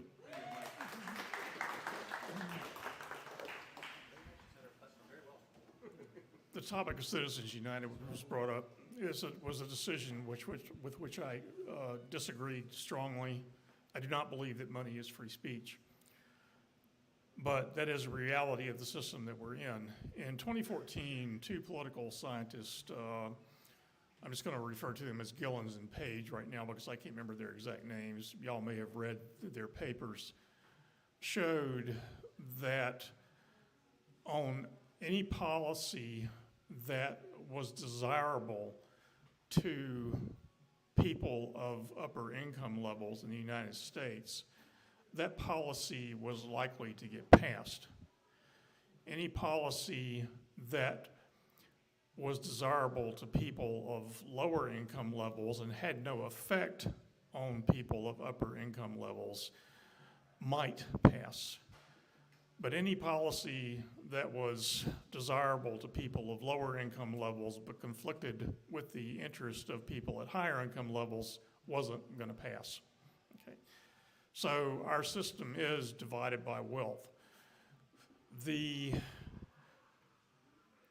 There is no perfect solution to this. As Mike says, we're on opposite sides of the spectrum here. I would have strict regulations on the use of money in politics, frankly. That would be my position. I wouldn't even allow people to accept outside cash for campaigns. I would prefer that people have a strict upper limit on what they can spend for a campaign and a strict amount of time to do it in, as in Britain. They don't have an upper limit on cash, but at least they don't campaign for 4 years. They campaign for 6 weeks. And we could start to see some of this problem go away. But again, if we expand the choices in the political system, so we don't have, so instead of the lobbyists going over here and then jumping across the hall and going over there and his work's done for the day. He has to go 6 or 7 or 8 different places and find 6 or 7 or 8 different people to bribe. This problem will start to decrease because it won't be so easy for them to pull it off.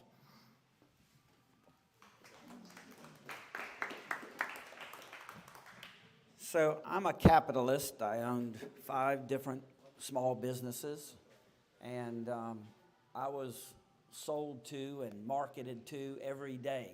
People knocking on the doors, coming to try to sell me things. And they would bring treats or different things to entice me to use their product. So the same thing happened in politics. People are coming there, it's your full-time job. What you just said, the full-time job is to come in and make people change their mind, to convince them to change their mind to believe. But I also believe there's a value for the lobbyists in that they bring information that normal people, Paulina and I have been downtown, and I don't have the expertise to argue that some of these lobbyists have. So they have leverage because they give more information. And like any sales gimmick or sales approach, you can give part of the information to slant to your side. And that's what ends up happening to influence politicians or businesses to buy a product. I bought a lot of products and then didn't actually end up using them because they were supposed to be the end all to be all. A lot of software, things like that. So then the other problem is people. People are just susceptible to finding a better way to live, to make more money. So I'm an entrepreneur. I can hire people, train them, give them a job, give them a lifestyle. That was my intent. If someone didn't want to work but just wanted a salary, I could get rid of them. With the federal government and even the state government, you can't just get rid of people if they're not doing their job and you don't have the oversight that you have in a small business or a corporation. So it may seem like a far reach to say capitalism is what makes those things, the lobbyists, go.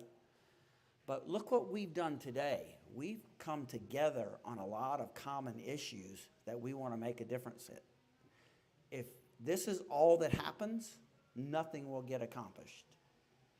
If Whitney talks to 10 or 20 people and April talks to 10 or 20 people and say, we are coming together. When we come to a meeting like this, we all come in together on getting solutions, then I think we can get a lot further. We can get consensus. We can wrangle some of the power from the federal government and the state government on down to the local level. We can do that. But not from 7 people, not from 40 people. The multiplication is what makes that happen. So I challenge you, and who's the lady that said she left the Republican Party? I almost left the Republican Party too, because all the parties are, they've got problems. They got problems, just like any organization. They got problems, and it's power and it's, privilege as well. So, but you can stick with it and say this country is worth fighting for and coming together with people with different opinions. Or you can say, well, I had a lady who was visiting my wife today. She says, I'm just not going to vote. I don't like any one of them. I said, well, you can make a difference by going out and talking to people. Just come together. So with Veterans Party, I like to say that because we're centrist, we like to dip into a lot of camps. We dip into the Republican camp. We definitely like to dig into Mike's camp. I mean, that was almost our platform right there on corruption. It was decentralization, not just at the top, but at the bottom too. I mean, the Veterans Party absolutely hates, a lot of the cartels. That's what we'll call it. We'll call the Alcohol Commission a cartel. You get paid to be there. Your elections are kind of a sham, but I mean, that's just me agreeing with both of you on this one. That's where we both agree. But I will read you our plank because we actually have this built into our party. So, plank number 13, election reform. So this also covers lobbyists as well. Corporations are not voters and should not be allowed to contribute to political campaigns. Only voters legally entitled to vote for or against a candidate should be allowed to financially contribute to their campaign. Funneling money across political lines should be prohibited at all levels. Every candidate should have equal access to elections. Discrimination against parties, against non-members should be an equal rights issue. So, in summary, if you are acting on behalf of a business or an entity, if you're a lobbyist, then you should not be able to financially contribute. That is what the Veterans Party believes. With the reason why we can say that is because the First, 9th, and 10th Amendments. So the 9th and 10th Amendments are these great mechanisms that were built into our Constitution because the founders knew, again, the founders did not agree on nearly anything whatsoever. They eventually fought about it, their successors fought about it 100 years later. But what they did agree on was stuff's going to change. So that's what the 10th Amendment was put in there for. Whatever power is not already delegated to the federal government is up to the states. So, like the Libertarian said, what happens at the federal side, that can fly, but you can have North Carolina say, no, we're not going to let that slide. We don't like this guy that he's contributing to candidate X or candidate Y. We're not about that, so we're going to vote no, or we're just not going to allow you to do that. So that's the Veterans platform on that one, or the Veterans Party platform, sorry. Anybody else? Thank you. Yeah. I just want to make sure it's clear. Under North Carolina law, elected officials, politicians, if you're running for office, you can't take money from a corporation or from a lobbyist for legislative offices. So we do have some of those rules in place, which is not in any way to detract from what your point is. I absolutely agree. I think there's too much money in politics. One fun fact, which is not fun at all, is that you know how you've heard of inflation, right? So there's a limit on how much an individual can give a candidate, and at the state level it's $6,400. The first time I ran 2 years ago, it was $5,600. Why did it go up? Because it's tagged to inflation. So yes, there's actually a state law that tags the limit on what I can take from a person to inflation, so it automatically goes up. And if you're concerned about that, you ought to be. Look out for themselves. Hey, I can waiting on someone to talk about the fish. No, exactly, yeah. So who knows what's going to happen with the fish? Was I the only one paying attention to her whole thing? Was that the only one? Was I the only one? Just kind of kidding there. Okay, you were on the way up the last time, so please. So I'm Chris Sessions. I'm a candidate for State Senate, District 10. And I want to go back, somebody mentioned the fourth branch of government. And in Kansas, they just recently passed a law called the Reins Act, which basically says if an unelected bureaucrat makes a rule, that the legislature has to vote on it before it becomes law. I just want to know your thoughts and your party's thoughts on that. Just a quick comment on that we do have some sort of a modified version of that in the state law where rules are subject to review, and there was a statute passed maybe 10 years ago that makes rules subject to periodic reconsideration so that they're not in place permanently. Honestly, I have mixed feelings about that personally because it's a lot of work for staff when it comes to rules that are clearly necessary going forward. But we do have a modified version of that. I think we have to look at efficiencies. There are a lot of areas in government where we're doing things because it's on the book that we're supposed to do it, and it doesn't make sense anymore. And I absolutely think we should revisit those things, but being careful not to take away things that are actually protecting the public and that sort of thing. I'll keep this really short for you. The VPNC believes in the 9th and 10th Amendment. What you said, Kansas or Missouri? Kansas. So what Kansas does is up to Kansas' business. What North Carolina does up to North Carolina's business. However, we also believe in judicial review. So if a law is unjust, it should be challenged. However, if I understand you correctly, that all laws are subject to review immediately before passing? Rules made by the bureaucrats have to be approved by the legislature. Okay. Well, then in that case, the party is very hands-off on that. So we just say the 9th Amendment or whatever the Constitution says about it is good to go. Eventually, all rules are going to be enforced with a man with a gun saying, give me money, or follow my rule, or whatever it is, or go to prison. And if we're going to have people and cops go to people's doors with a gun and say, you have to follow our rule, it should just be a law in the first place. There should be no need to review it. There should be no bureaucrat making it. The General Assembly should come together and have enough support to pass that law.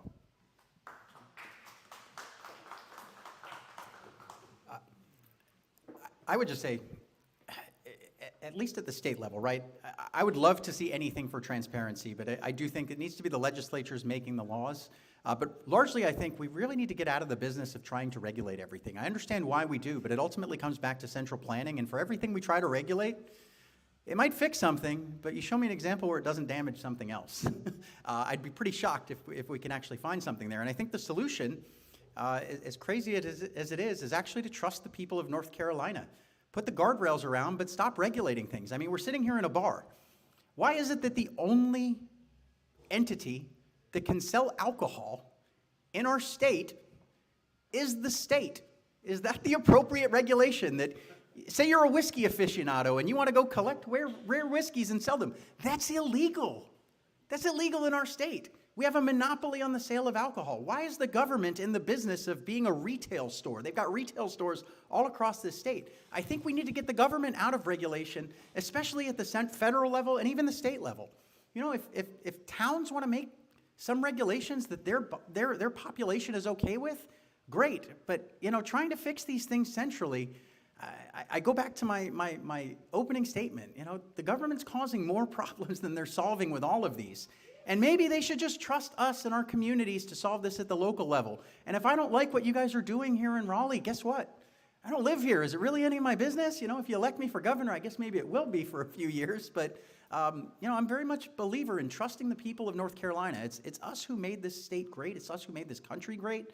And I think that the regulation is always going to be problematic. And the best way to do it is really, as scary as it is, give us freedom.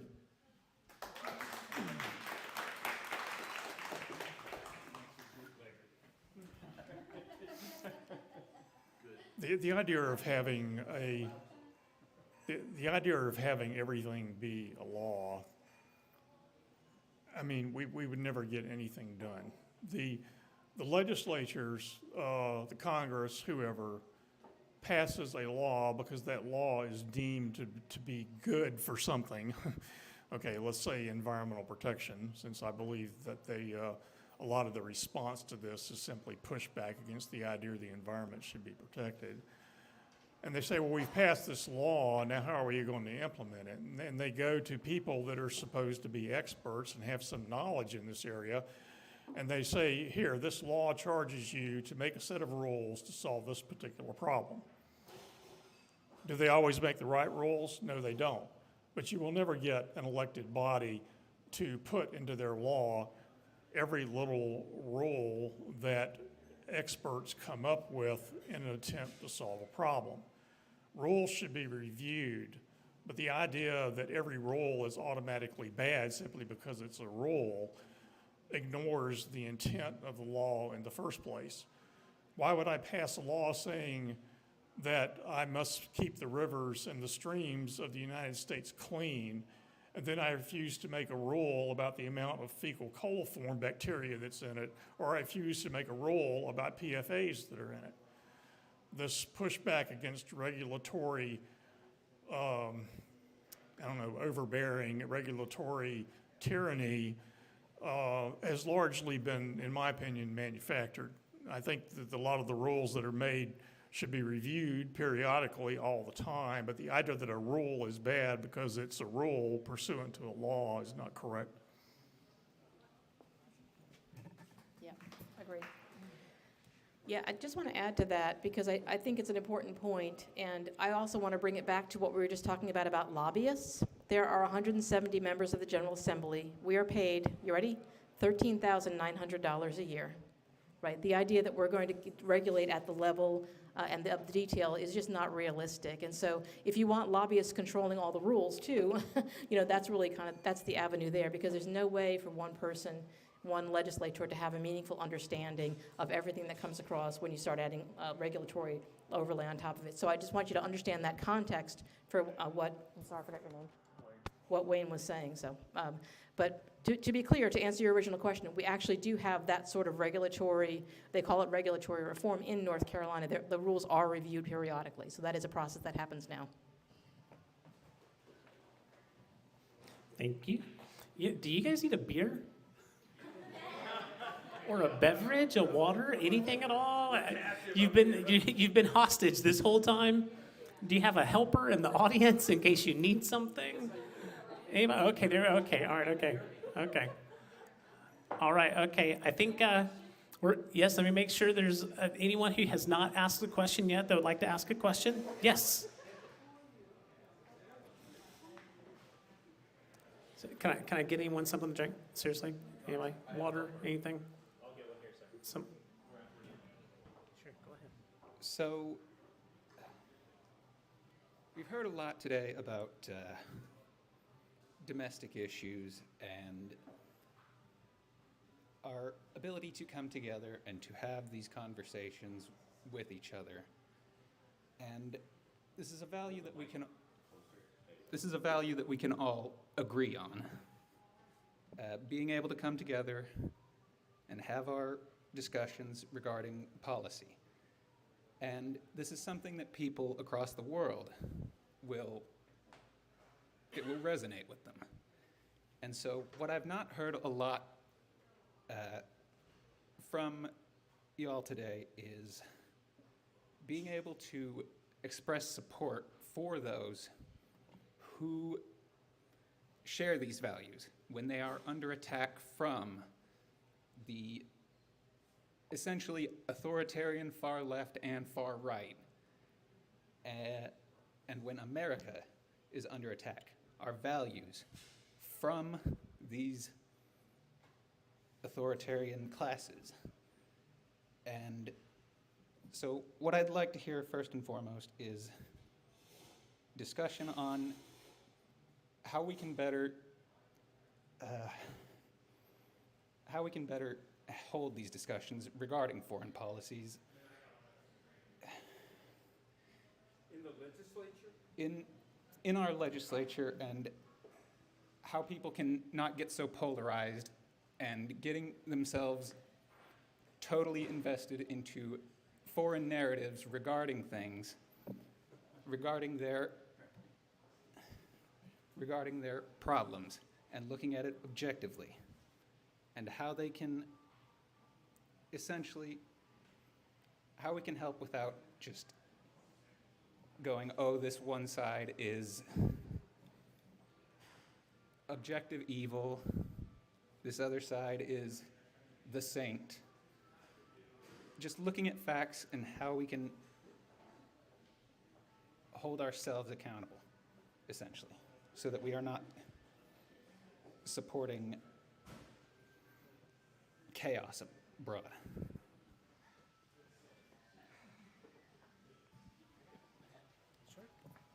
All right, thank you. Thank you for the question. It's a very difficult one, right? So right now we look in Israel and Gaza, and there's, destruction all around. We look at Russia having invaded Ukraine. You look back in the last couple decades, and we have the invasion of Iraq and Afghanistan. You have the war on terror. If you go back for the last 70 years, one thing you'll find is the U.S. getting involved in foreign policy where we have no business being. I'm not a prediction guy, but if you go look, there might be a revolution in Georgia, the country of Georgia, very shortly.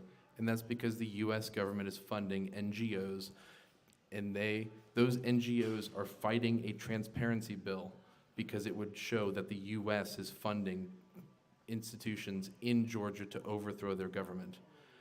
The last 70 years, the U.S. government has been involved in way too many places, and they have been involved in too many coups and foreign wars, illegal wars, and it's become the foundation of our country. I mentioned it earlier with the drug war, but they're getting stuff from the U.S. government, the military surplus, because we've been all around the world.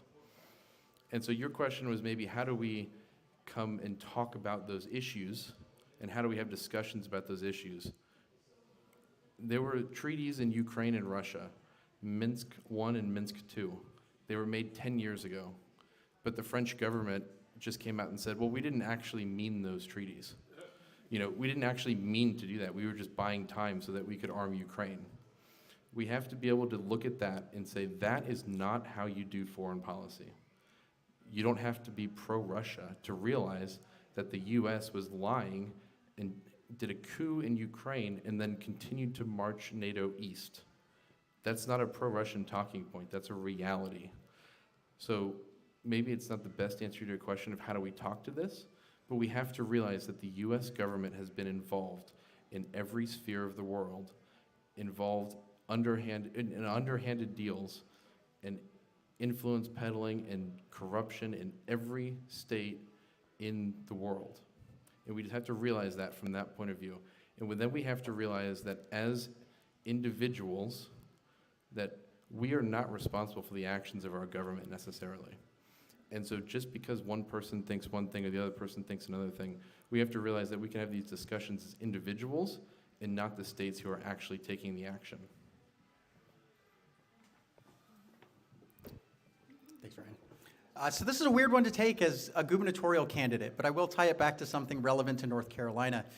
I think by and large, I'm a libertarian. I think, Wayne, we're both pretty good on anti-war, but I think the answer to this really lies in a warning from our founding father, George Washington, as to how our foreign policy should be. And it says that we should avoid entangling alliances and engagements. I think that armed neutrality, protecting the United States of America with our tax dollars, is wise.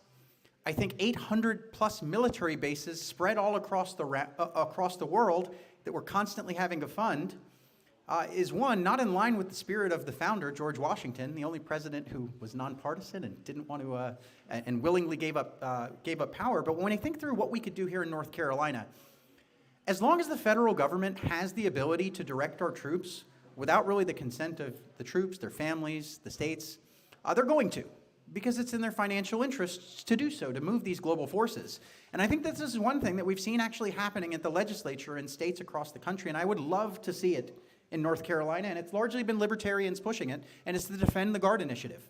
Okay, we've seen this happening in quite a few states. I believe it's New Hampshire has it, I believe Arizona, but basically it says something really clear. The purpose of the North Carolina National Guard is to be here to respond when we have emergencies, to defend the homeland, and it's not there for any kind of proxy war where Congress has never declared war, to just send our North Carolina men and women overseas without congressional authority. I would love to see the North Carolina legislature come together across, bipartisan, and put that in place and say, if you need North Carolina's heroes to step up and go overseas because there is a war that the American interests are dependent on, declare war. Stop sending them over there to be private policemen for the world at the whim of a few people in D.C. Honestly, it's a shame to me and borderline evil to take people out there. I mean, I have a brother-in-law who just got back from Qatar, right? Like, he put his life on the line, and we are supposedly not at war. He wasn't there to witness his daughter have major life events. And I think that that's one thing we could do at the state level. And if it'll be something I'll be doing throughout the campaign and something I'll definitely push for if the odds somehow shift that way that I am the governor. But I would love to see Republicans, Democrats, everyone get behind this idea, defend the guard. Other states are doing it, and I would love to see North Carolina do it, because then we can approach foreign policy in a much more metered approach when the federal government just can't pull men and women across the country and send them overseas with no declaration of war.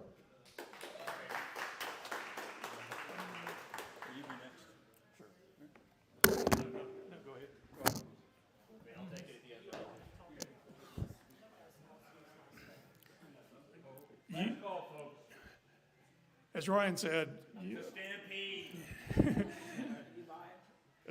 you've asked a very difficult question. And as Mike points out, how do you tie this back to a state issue? None of us are involved on the Council on Foreign Relations. Obviously, if we were, all this would be solved tomorrow, but we're not. And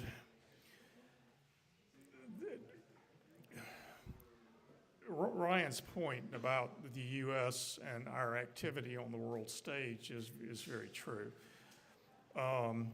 This goes all the way back to the Monroe Doctrine and goes back to the decision that the United States made following World War II to put the U.S. in a permanent war economy. We live in a permanent war economy.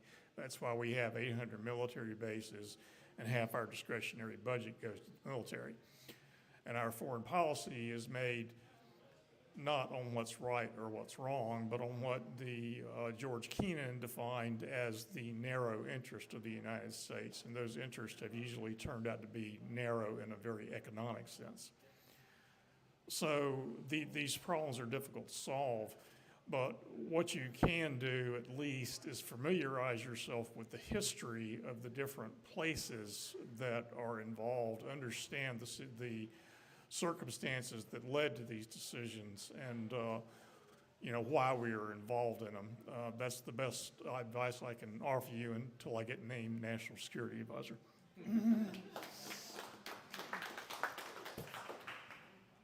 So I'm going to give you two answers, because I'm going to give you the Veterans Party answer, and then I'm going to give you Sergeant Bledsoe, 20-year Army veteran answer to that one. So let me pull this up real quick. All right, so Plank 13 is our foreign policy. So the Veterans Party believes that American policies should not stretch to interference with internal affairs of sovereign nations. As a member of the global community, we all work to make the lives of all world citizens better, but we should not mandate the affairs of other countries. So that is a Veterans Party answer. Now, the more realistic answer that unfortunately a lot of folks that have never served in or have never been overseas is there's places where America is and America is not. Before the Revolutionary War, before we gained our independence, Britain was the #1 police of trade, guaranteed trade on the international scale. They did. Now that is our turn. So the reason why we have 800 military bases all over the world is because despots, socialists, communists, just people with nefarious intentions decided to do some very bad things in history, and our history books have shown that when we got involved, sometimes we did good, sometimes we did bad, but whenever these largely nefarious actors decided to start hurting people, start taking other stuff, started to say, hey, you are lesser than human, we got involved. And when we got involved, we set up places there to make sure that that never happened again. And generally, it didn't. It wasn't until we left Afghanistan that everything fell apart back into barbarism. Wherever we are, generally, there is order. And that's generally the case. In Europe, the reason why we are there is because European politics are starting to rear their ugly heads again. Every 100 years, there is always a major shift in European politics. However, since America has taken a step or put their flag in parts of Europe, European politics on the international stage have not devolved into what they once were. There are no giant swinging hammers anymore other than what we see in Russia, where there's mush, Putin will push. Or, he's a despot, that's what he is. But had America maintained its strength, the reason why we have all these bases everywhere is because we keep those sort of actions at bay. Again, this is my biased opinion, only because I've been in the Army for 20 years, but I will leave you at that. Good job.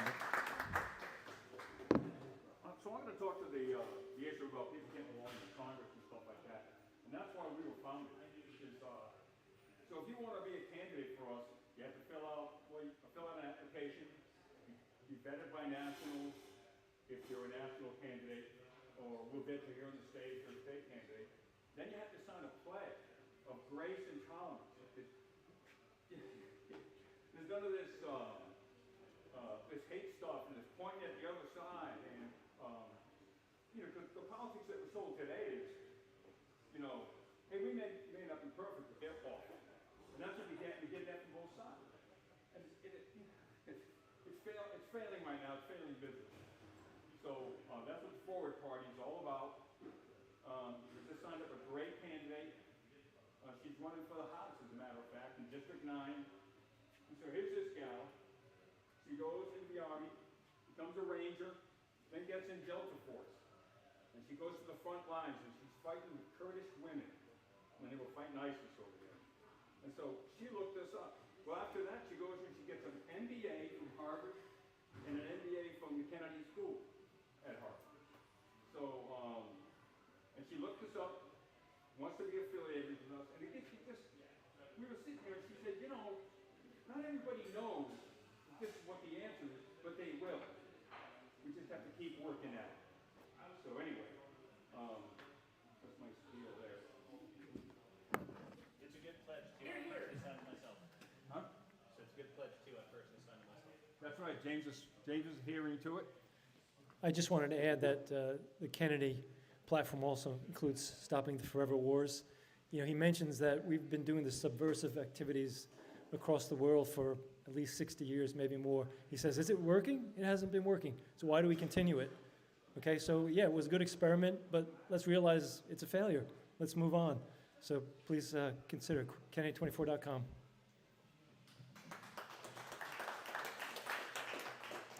Okay, if you didn't miss the last call announcement, it was last call 5 minutes ago. Just in case. Okay, so we're gonna wrap things up here a moment. Our panel has been super gracious. Super gracious. We have a new hand. Okay, you're the last one. You're the last one. Sergey, Sergey, Sergey. Are you guys up for one last bit? All right, okay, here you go. I just want to talk about construction industry and construction scam which is going on in North Carolina and housing. Because what I realized, North Carolina construction code only designed it for ranch style house. Pretty much if somebody want to build something, no opportunity to build, like using only code book. And also some legislator find way how to be above governor and about everybody.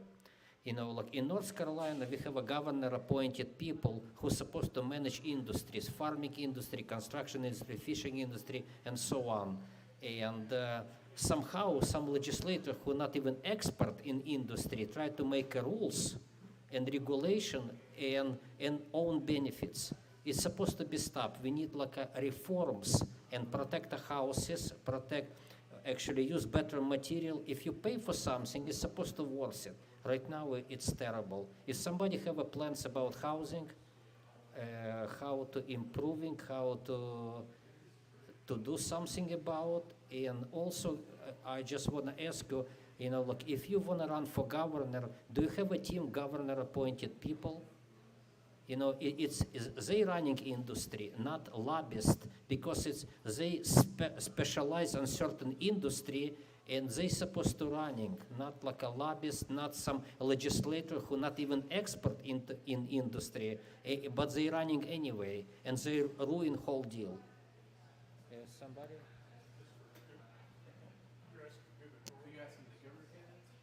Anybody? I'll be quick. Sure. Thank you. Just the libertarian position on this is that when it comes to zoning, people should be able to build whatever house they want. And then when it comes to the standards that they have to build that house to, I don't think the government is in position to do that. When it comes to standards, I think we should have private companies being the ones to verify that the materials are actually good. And then the insurance companies can make sure that that's all true to spec as well. But again, the libertarian position on this is to deregulate the industry and let the private people actually verify that this is the materials are built to spec. So I'll take that. And I'm the libertarian, so I agree, deregulation. But let's talk about the reality, right? We've got a real housing affordability crisis right now across this country, across this state. And I think one of the reasons, when you actually look at the cost of building a piece of property right now, the regulatory cost, right, going through the code, everything up there, is adding about 25% to the cost of construction. Just complying with this, making sure that you get the right stamps of approval. If you want to make housing affordable, how about we stop adding an extra 25% just to comply with some arbitrary regulations? Maybe that can be then used to apply for better materials. And the other, like Brian touched on, right to build. A lot of people could solve things. I look through some neighborhoods that are have some retirees. They have a little extra land there. Right now, at least in my community, maybe it's different here in Raleigh, but in Gaston County where I live, a perfectly reasonable solution would be to build a tiny house there, and then you can create supplemental income for your retirement, rent it out to a family friend, a neighbor, something like that. It's almost impossible to do in Gaston County, and I would not be surprised if it's almost impossible to do here in Raleigh and probably across the state. And I think that what we can do is get the government out of the way. Allow the experts to provide best-in-class activities. I believe, I said it earlier, that I'm a capitalist. I believe that if a company is out there and doing good work, they will continue to grow. They will continue to earn the business. And if you take that 25% regulatory cost out of it, the homes will be more affordable. If people try to work around it, guess what? We have all of these codes and all of these things in place. And you're asking about construction, Sergey. I'm sure that people go around that and build a pretty bad product with all of the regulations, all of that. I don't think all of our homes are great and everything's up to par. I think if we can shift the economics and not make special regulations that maybe favor certain builders and let people build on their own property, I think that that's the solution. Deregulate, let free markets work, and ultimately put an end to the NIMBYism that's quite frankly creating the housing shortage in the first place.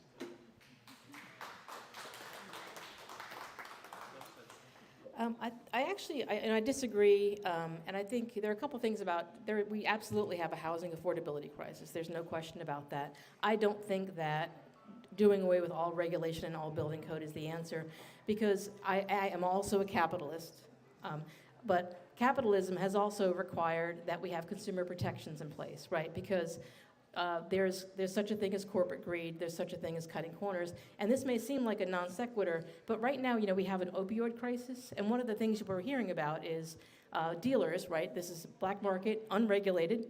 They're lacing opioids with fentanyl, and then something else called tranq, which is xylazine, which are these tremendously destructive chemicals that are killing people and maiming people. I'm not suggesting that, that would be the result of all deregulation, but the point is, like, you're talking about what's functionally an industry that's operating unregulated, and it's, the capitalism is not protecting people from dealers who are being unscrupulous, right? So I'm not suggesting people in the building industry are that radical, but my point is that consumer protection is a legitimate role of government, because I can't investigate every product that I buy. I can't investigate all the things that I would need to investigate to live my life safely. To me, that's a proper role of government. I understand and completely agree, sometimes regulations can go too far, but we absolutely need to have safety codes in place to protect people. One of the things that is driving housing affordability issues are we have out-of-state investment corporations, basically hedge funds that are buying up single-family homes in this state. At one point in, I think it was 2022, there was one quarter where literally 25% of the housing bought in Raleigh, the entry-level housing, single-family housing, was bought by some out-of-state investment company. That's a terrible, terrible driver of housing affordability issues, and it also creates a great deal of instability in our market, because once those investment firms decide they're going to put their money somewhere else, then we have a housing crash here. So there are a lot of drivers. I don't think that we can really do away with regulation in order to bring down the housing costs. I think it's really a bad, it creates more problems than it solves. So previously I said that the Veterans Party likes to dip in a lot of camps. We also dip in the Libertarian camp and also the Democratic camp on this. We believe that, and this is also my platform for Raleigh, the City Council at large, is deregulation. Do I want to deregulate all building codes and all zoning laws? No, because I understand that there needs to be a standard set, as you said before, that if I deregulate everything, there's going to be some bad actors, but there's still going to be some good actors. But there's still going to be a lot of people that are going to cut costs. If you remember back in the 90s and early 2000s, there was a lot of home builders that said, hey, I want to save a lot of money, so I'm going to stop using copper, and I'm going to start using aluminum in home wiring. Does anybody know what happened with that? There were a lot of house fires. Fire departments everywhere around the country made a lot of house calls after that, because it turns out aluminum is not a great way to turn your lights on in your house, or to play an Xbox, whatever. But I digress. So we dip into their camp. We dip into their camp. We understand that deregulation and decentralization is the way to go, but there also needs to be minimum standards set to protect the consumer. So, and that's the end of mine.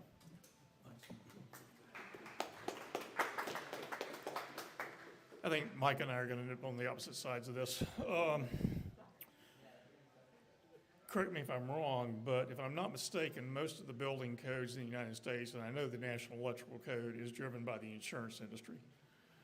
They don't want people building houses that they have to insure and then take a big loss on.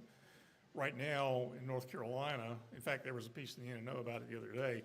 A woman who had had insurance with Nationwide for 30-some years had her insurance canceled because they sent a drone to fly over her house, and they found what they thought to be deteriorated roofing, and they sent her a letter saying, your insurance is canceled because you have deteriorated roofing. They didn't send someone out, they just said, we can't take this risk, and they didn't even offer her a chance to fix their house. So the insurance industry is really concerned about substandard housing, even if the the building codes that are adopted and that the code inspector comes around and enforces when you build your house are largely based on those standards. Yes, bad actors slip in there, but if you do away with the codes, you'll have nothing but bad actors. That's just what will happen. You brought up the issue of would the governor appoint people to oversee these issues. If you've kept up with the legislature in North Carolina recently, you will know that the governor in North Carolina right now doesn't have a lot of power to do anything. Almost all of the appointive powers of the governor have been stripped away by the legislature and subsumed unto themselves. This is true in education. It's true in most of the departments of state. There's very little the NC governor can do right now. And the responsibility for these things largely rests in the Council of State offices, which are themselves elective positions. So you have to elect people that will pay attention to what's happening in the public to the Council of State offices as well. So to address your problem, I think, everybody wants someone to have a place to live. And, but then you run into, yeah, but not in my backyard. So this is a real political football. Nobody wants to handle it. So this is a great place where citizen assembly can do the work and takes the heat off the legislature. So it's a pretty complex project where they select this group of people randomly, but not randomly, like this. Everybody's there. Everybody's represented. Everybody has to learn, and then it could be 2 or 3 years. It could be a long process. But it works. That's all I have to say.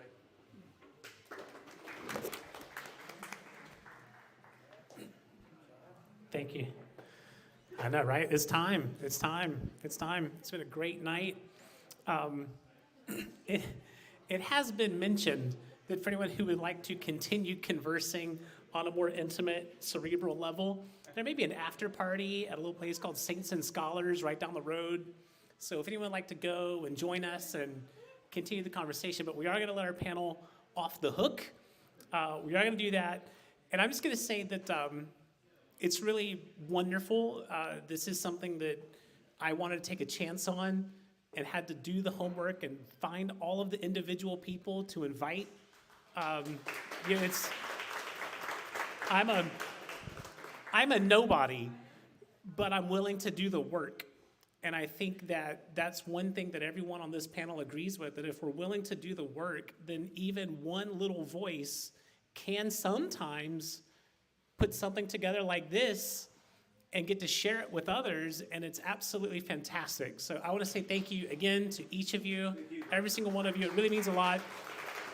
And a quick question for the audience. Do you feel more divided now or less divided? Americans. Anybody? You feel less? More? Okay, let's do it like this. Okay, if you feel more divided, clap your hands. If you feel less divided, clap your hands. Right. And that's what a real republic feels like. That's how it works. So I appreciate everybody for helping be part of this. Thank you to Edit, Bottle Company, and thank you to those wonderful people upstairs who tolerated us through the night. They were fantastic. And let's give a special round of applause. I hate to single Lisa out. However, she is a sitting senator in North Carolina and decided to give up her night to come here, not knowing what she was going to get. So, and I have done nothing to earn zero favors with any elected official. You can look at my Twitter account and you know that that's true. So it's really wonderful that these folks all gave up their night, all gave up their time, and special thank you to Mike Ross, governor candidate. I mean, that's really fantastic to come. Thank you also, Wayne Turner, for governor candidate, coming out just so that they get to take the arrows from the audience. This is really remarkable. And Sergey I've been to the house that he's building himself, and it's amazing. So anyone at all here or in there who needs like a true specialist, find Sergey. He wants to help so badly. He just wants to help. And if you've ever been to any home with any crummy building job done to it, you'll understand why he's so passionate about the topic, because that's not who he is. So anybody at all, put him to work. Okay, so thank you all. Thank you for the night. Yeah, does anybody want to say a special goodbye or anything? Give yourselves a hand. Give us a... Coming out. And I think thank you to all of you who were out there. So thank you. And that's it. That's a wrap. Mic drop.